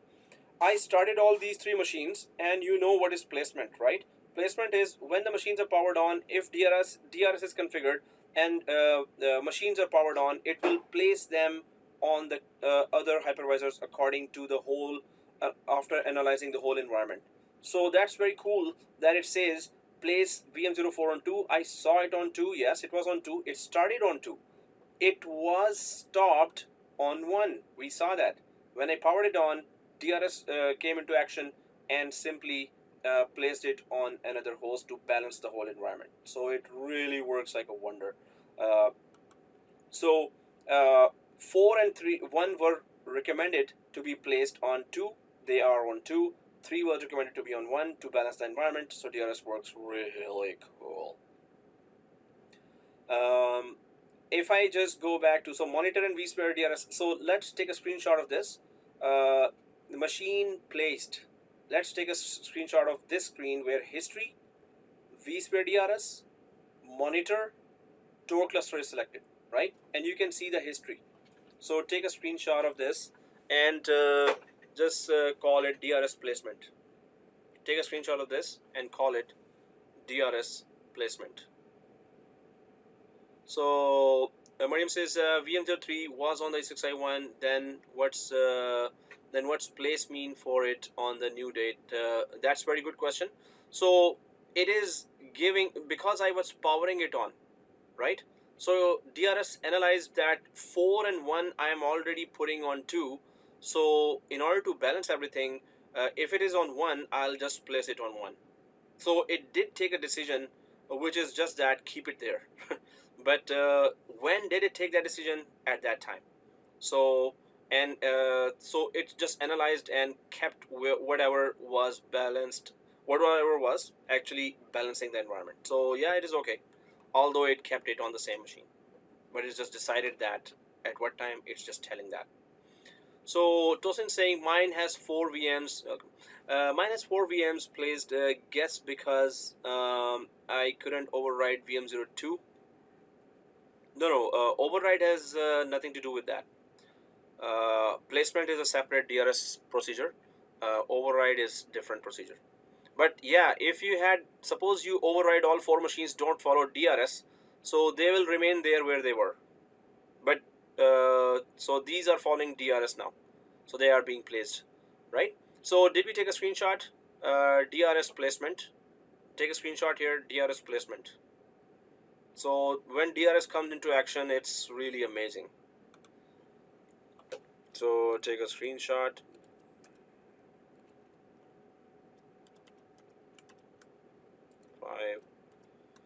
DRS placement. So my suggestion would be to really take down nodes, create some more nodes, do some more research on all these options of HA and DRS, as these are very critical for your job environment. They will ask you in job interviews about DRS, HA, FT. You have to be talking like you have done some PhD on that. You should have so much material on that. So once you do that, definitely once you go through all that, but take notes for the job interview, right? Alright guys, so this is DRS here, and we're gonna try to still explore some more HA options, and then there is fault tolerance, there is EVC, there are so many, there's affinity rules here. So this area of, if I go to configure and Tor cluster, this area is full of a lot of advanced features here, and then the big one, vSAN, which I don't think we will be able to do because we need 3 hypervisors then. But thing is that we'll try to do a lot of features. There's a long list of services and features still there that we need to discuss. So right now what we can do is, my suggestion would be to create another environment and redo from scratch everything, but I understand it's not that easy. So, but yeah, many students in many other colleges have done that just to get their hands on in-depth labs and understanding of the whole environment. So now this is it. Let's just upload the screenshots and suspend all the machines. So I'm just gonna right click here, power, suspend gas, suspend gas, suspend gas. So guys, did you have your midterms? Or what midterm? No, not about midterm. You already had your midterm exams, right?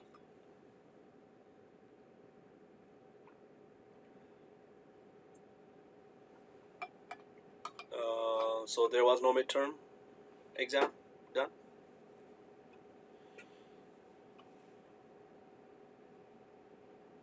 Oh yeah. So yeah, everyone listening, did you had a midterm exam for other courses? Oh, okay. So you did. Okay. For other courses, you had midterm exams. Okay, got it. Yeah. So, just 2. Okay.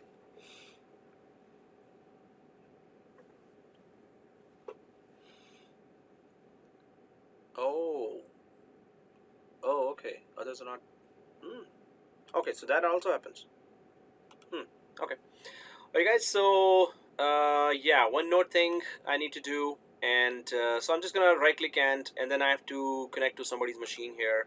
I forgot to mention that. So first I'll one note everyone, and then I will. So I hope you have all suspended the machines. When will I be able to upload the recording?